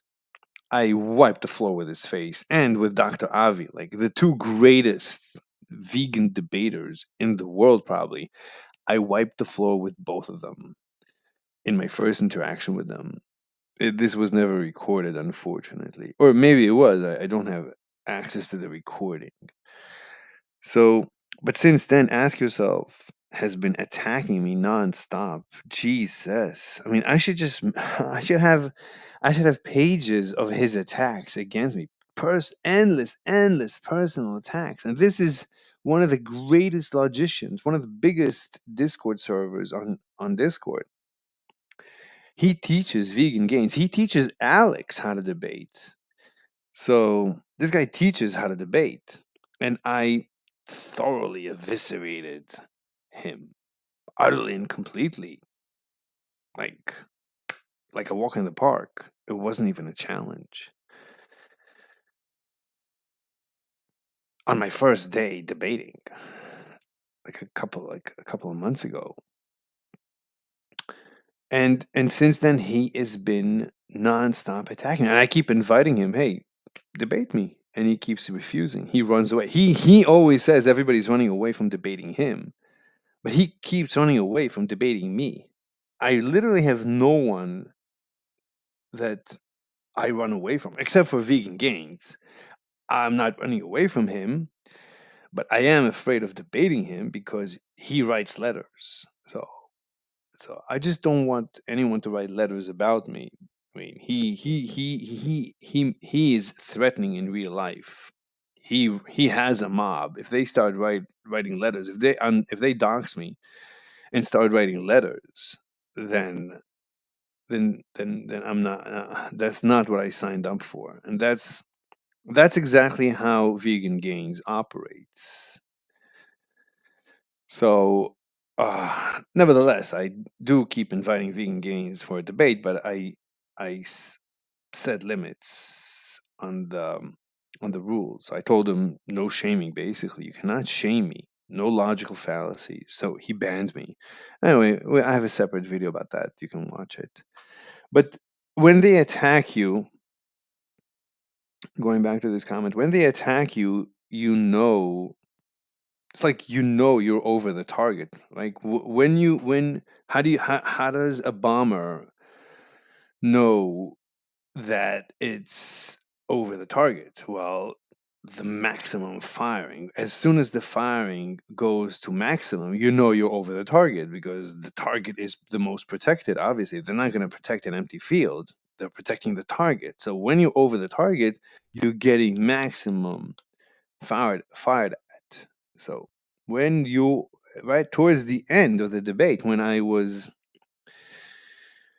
checkmating them, that's when they went full retard and started attacking me nonstop. You're a liar. You're a liar. Well, why am I a liar? I don't know. Why are you a liar? Well, if you don't have intent, that's not definition of a liar. So you don't even have that. But they don't want to let it go. You're a liar. You're a liar. Whatever. You're lying. You're lying this. You're lying that. The 5 principles of theoretical whatever the science. Who knows? You're not a real scientist, which is exactly. It's like, are they collaborating with Alex? Alex also thinks I'm not a real scientist. Fantastic. All right, whatever. So when you're over the target, you get maximum firing power against you. That's an indication that you're over the target. So as I was checkmating them, they wouldn't let me do the final checkmate. No, we're not going to let you. We're going to switch the topic. We're going to discuss you. We're going to malign you. Right? Okay. I guess that's the only indication you're going to get that you checkmated your opponent. Fine, whatever. My stomach hurts and I'm crying from the yeah. Well, I'm glad it's good. It's good content. Renato Pizarro says, "Seems that you are debating just for the sake of debating." I don't know what that means. I don't know what that means. Is that even possible? To debate just for the sake of debate? Can I say I'm eating just for the sake of eating? What does that mean? I'm playing soccer just for the sake of playing soccer. So there's no pleasure? You're saying I'm not getting pleasure? Or are you saying I'm getting pure pleasure?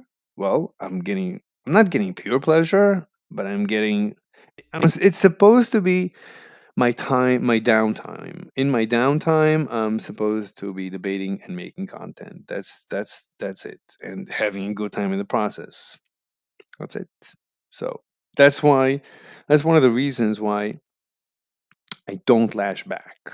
Because if I lash back, then it deteriorates and it's no longer a debate. I don't want that. I'm always trying to take all their deflections and all their red herrings. Are trying to shift the topic and do ad hominems, whatever all the logical fallacies. I move them aside, and my eyes are on the target. I want to prove my resolution. Do you agree or disagree with my resolution? That's all I need to know. So,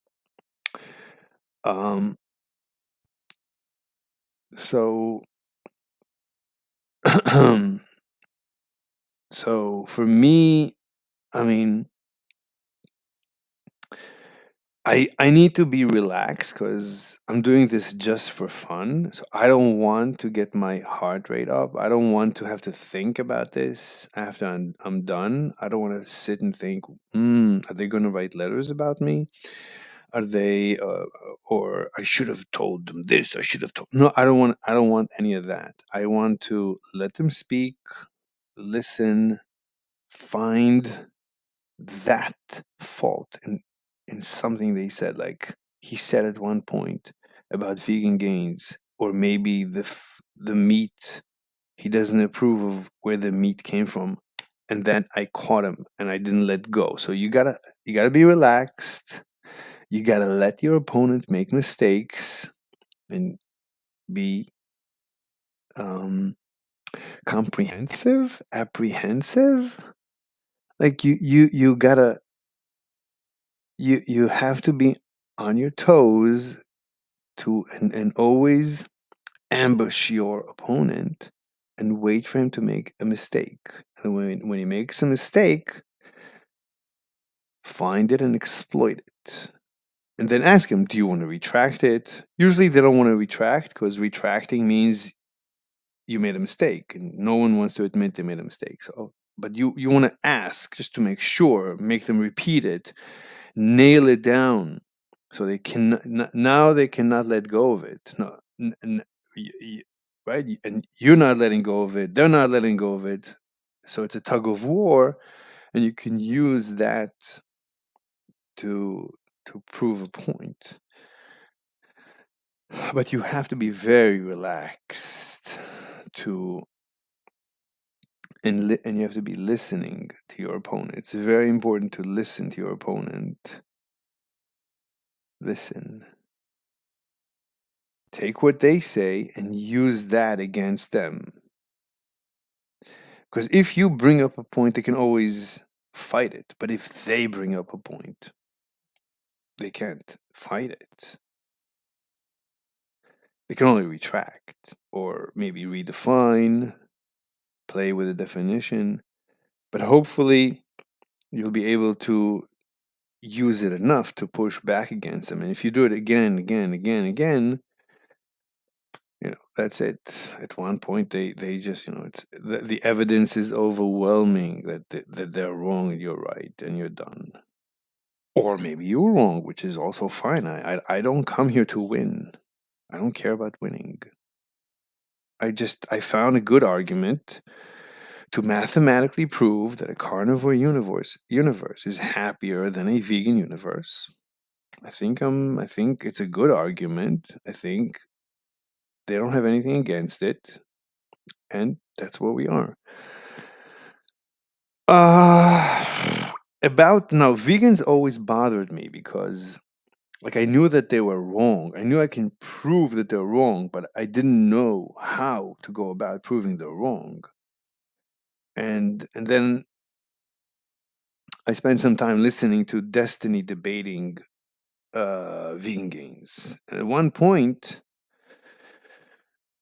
Destiny made a good point, and I started building on it. And then I realized, wait, it's just economics. And since then, I've been using economics, which is the ultimate tool, because economics originally was ethical philosophy, right? Because Adam Smith was actually a professor of ethics. So economics is just an extension of ethics, because economics deals with, right? You have limited resources. Whose life are you going to save? What are you going to do? Who are you going to feed with the limited resources? It's ethics. Economics is just a tool of ethics. It's just an extension. It's a part of ethics. They called it moral philosophy. Before it was economics, it was actually called moral philosophy.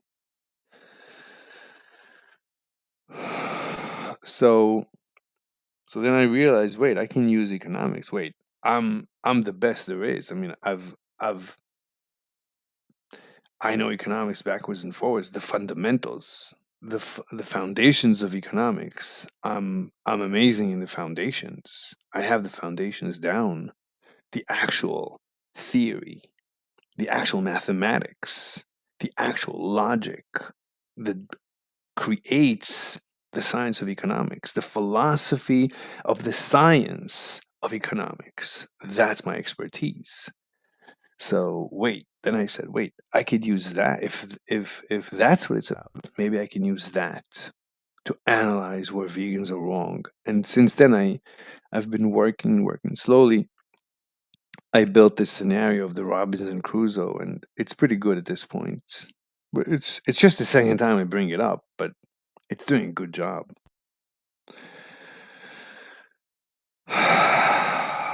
That's my response to you, Renato Pizarro. I'm assuming you're trying to deflate me. I assume you're a vegan, I guess.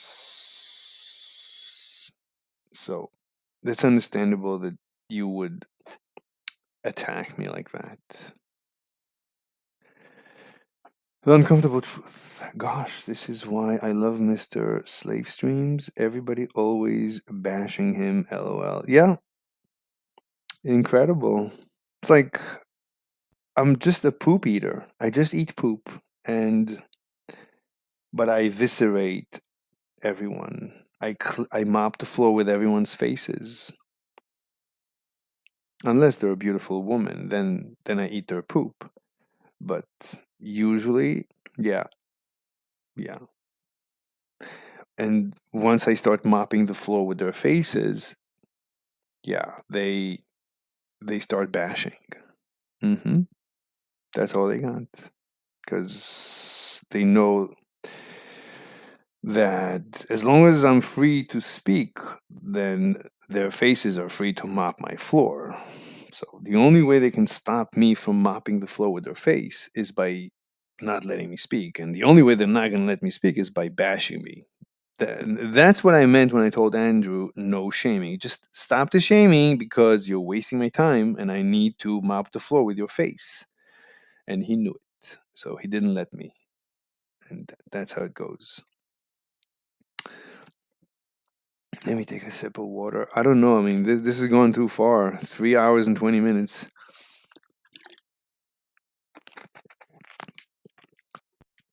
I gotta get back to work. But now I'm also hungry. I guess I'll eat. I'll make my protein shake and then I'll get back to work. Okay. Uncomfortable says,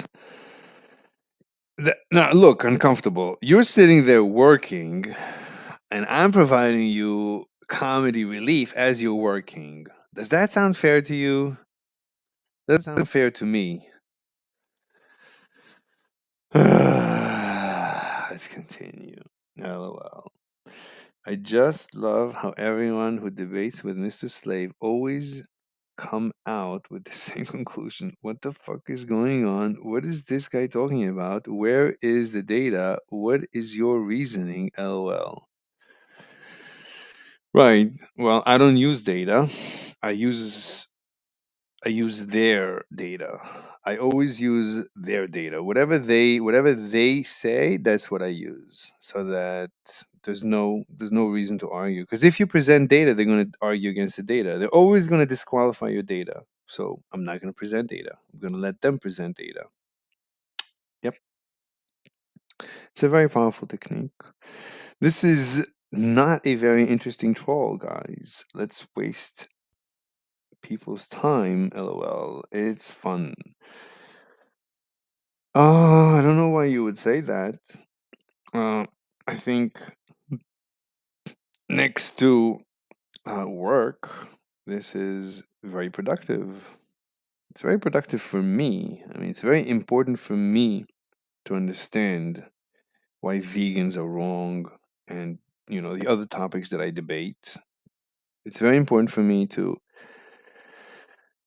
deliberate and contemplate. There's another word besides contemplate, pontificate. It's very important for me to pontificate. And this is self-discovery. This is meditation. If you're not feeling it, then that's weird. I think you are feeling it and you know where it leads. It leads to you realizing you're not special and eating animals. There's nothing wrong with eating animals or humans. And you find that incredibly painful to realize human life, your mind has zero meaning in this universe. You have zero, I have zero, everyone has zero meaning. Our existence has zero meaning because we're just molecules. And you find that difficult because that reduces you. It reduces your accomplishments. Yeah. I think that's why you're attacking me. You know where my thought process leads, and you know that I'm just saying the truth. And you know the truth is painful, and you don't want to hear the truth, which is understandable, but you need to hear it. It's better for you to know it. It's good for you. I know it's painful, but you are living in a dream world, as Morpheus said. This is reality. The reality is, welcome to the desert of the real. Everything is terrible. I mean, there is no meaning to life. Yes, you're living in a dream world. You're living in a fantasy. If you think your life has meaning, it doesn't. No, none of us. We don't exist. We're just illusions. We're just emergent properties of the interactions of molecules according to very simple laws of nature, such as electromagnetics, mostly electromagnetic, and gravity. That's it, mostly. All right. Gosh, this is so hilarious. Yes, it is. Thank you, Uncomfortable. I love it. Yeah. I enjoy it just as much as you do, especially once I win. Like when you go into a debate, it's like going into a fight. You never know, especially if it's a guy you never fought before. So you're like, what rabbit is he gonna pull out of his hat? What tricks does he have up his sleeves that I'm unprepared for? It's always that, and you always have to relive basically your first debate that you didn't know how you're gonna deal with it. But it somehow, I mean, I guess the truth is on my side. I guess I am truth. I am the truthful one. If I keep winning debates, that means I have the truth. And if I lose debates, it's just as good. I still will have the truth. That's what's so fantastic about being a truth seeker. I always win. Even when I lose a debate, I win. I win the truth. What's better? I don't. There's nothing better than finding out the truth. I didn't know in the beginning that my life has no meaning. This came out from debates. It's coming out. I'm beginning to realize it.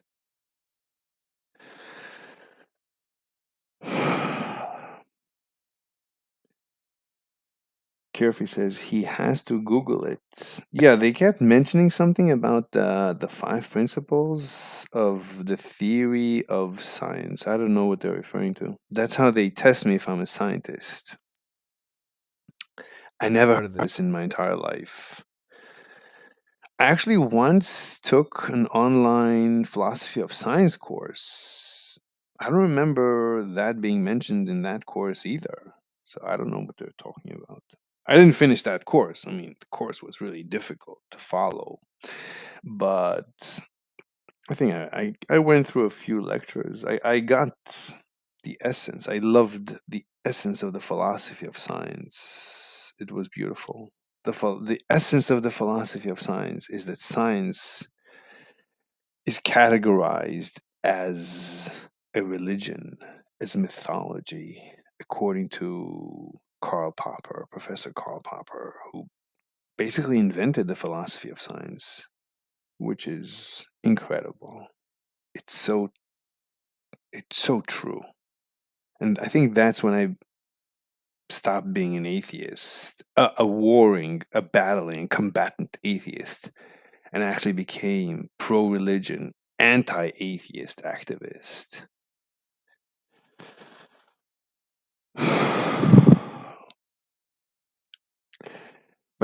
but he doesn't provide proof. Why doesn't he? I provide proof, I just don't provide data. LOL, I love how everyone always has the same issues, Mr. Slave. You have no idea what you're talking about. You're lying about what you do. You have no arguments, just a bunch of doublespeak. Yeah. Yeah.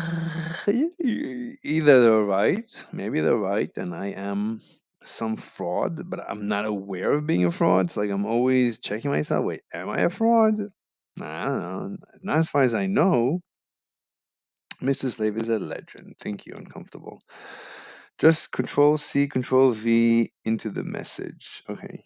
Caduceus. Brutal black pill moment. I don't know which moment that is. Someone clip this. Why, did I say something wrong?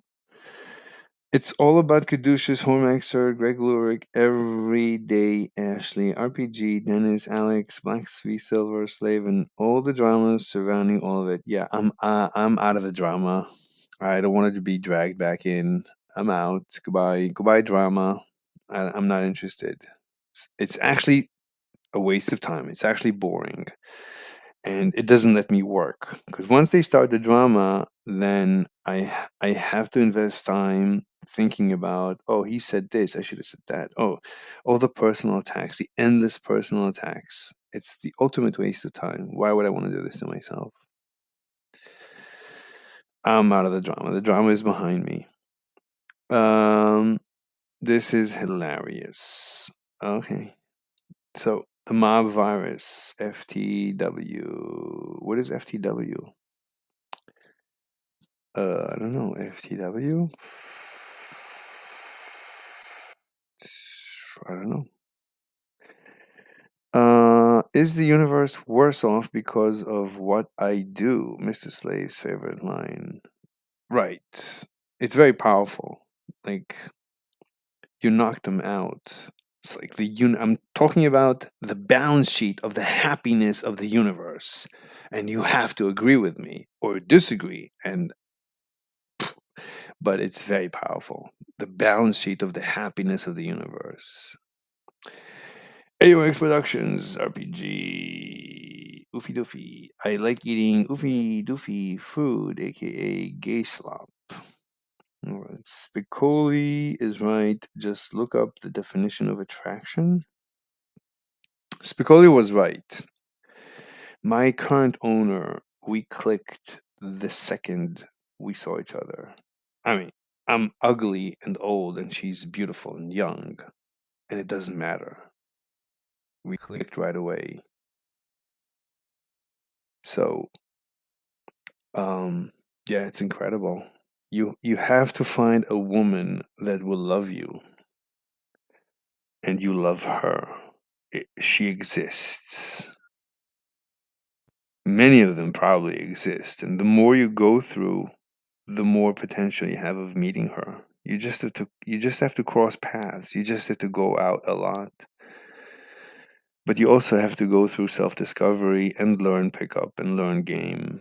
Otherwise, you're going to lose her. Like, I had many loves in my life, but I didn't know game. I didn't know pickup. I didn't know female psychology. It's like, at this point, I'm old, and I know not to make those same mistakes, hopefully. But you need to train in order to catch her when you find her, and make sure she's always happy, always smiling, always take care of her, always worship her, always make sure she has no reason to think of ever leaving.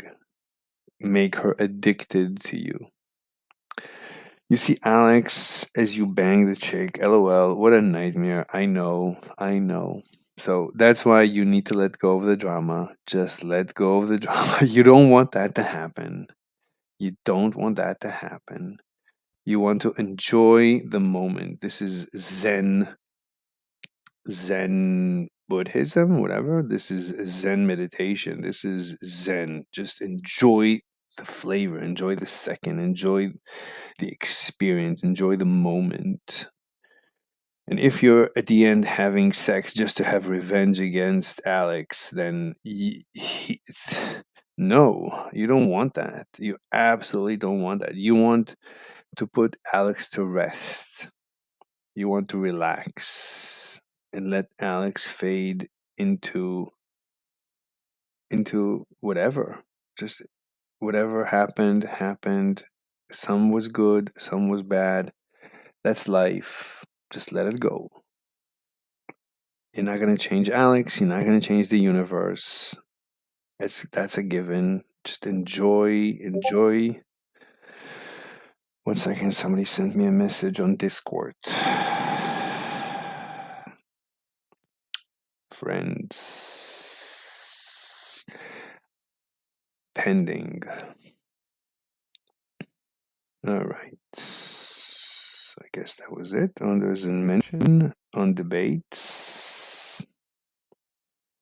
It's not an announcement. Debate topics identifies amoral weight, so you also don't believe in the Great Depression?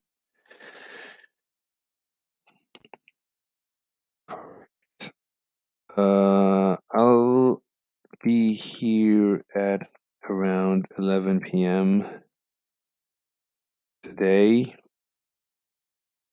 I usually debate once at noon Eastern Standard Time and once at night around midnight Eastern Standard Time. Let me make friends with this guy. Wait a minute, this is Sir Vigos? I think I'm his friend already. Shouldn't I be his friend already? Not yet, but I think I debated him, at least for a short while. Alright. Okay, I think it's long enough. This is endless. There's still a few comments. I sound like Christopher Walken. I sound like Agent Smith. That's who I have in mind when I speak. Miss Slave, you do realize that you leaving it off means they won. Let them win. Yes, I do understand, Canstar. Let them win. Let them win. It's good. So someone feel they won. Good. They're happier. The universe is a happier place. You made someone happier. They're laughing at you and Hormaxer still to this day. Good. Let them enjoy. So I bring joy to the universe. People are laughing. That's it. I'm happy. They're happy. I'm happy. Everyone is happy. It's like a jester. It's like a clown. I'm giving them a good time. That was my intention from the beginning. I just hoped to be a part of the community and make them laugh. But they decided to laugh and attack me and try to cancel me. So I gotta leave. At that point, I gotta leave. But there's no problem with them laughing. That was never an issue. Let them laugh. Everything's okay, as they say. Let me see. Oh, the nightmare. Let me quickly finish this. Ganstar, how many people have you recruited? Okay. So I think there's a few comments now at the end, but I cannot endlessly. No fun. Okay, let's see. Mandandon, who is better debaters, Chill versus 2 or PWF verse? What is Chill VC? Voice chat 2? I don't know what you mean. It's Slave in Time. All right. I don't know what you mean, but it's good. All right, ladies and gentlemen. I see there are still 4 people that have not run away from our server. I mean, our server, from our stream yet. I'm assuming one is uncomfortable. The uncomfortable truth. I don't know who is the other one. Okay, guys, it's 3 p.m. Gotta go. Really gotta go this time. So, hopefully I'll see you tonight. Have a great day. Bye. Bye.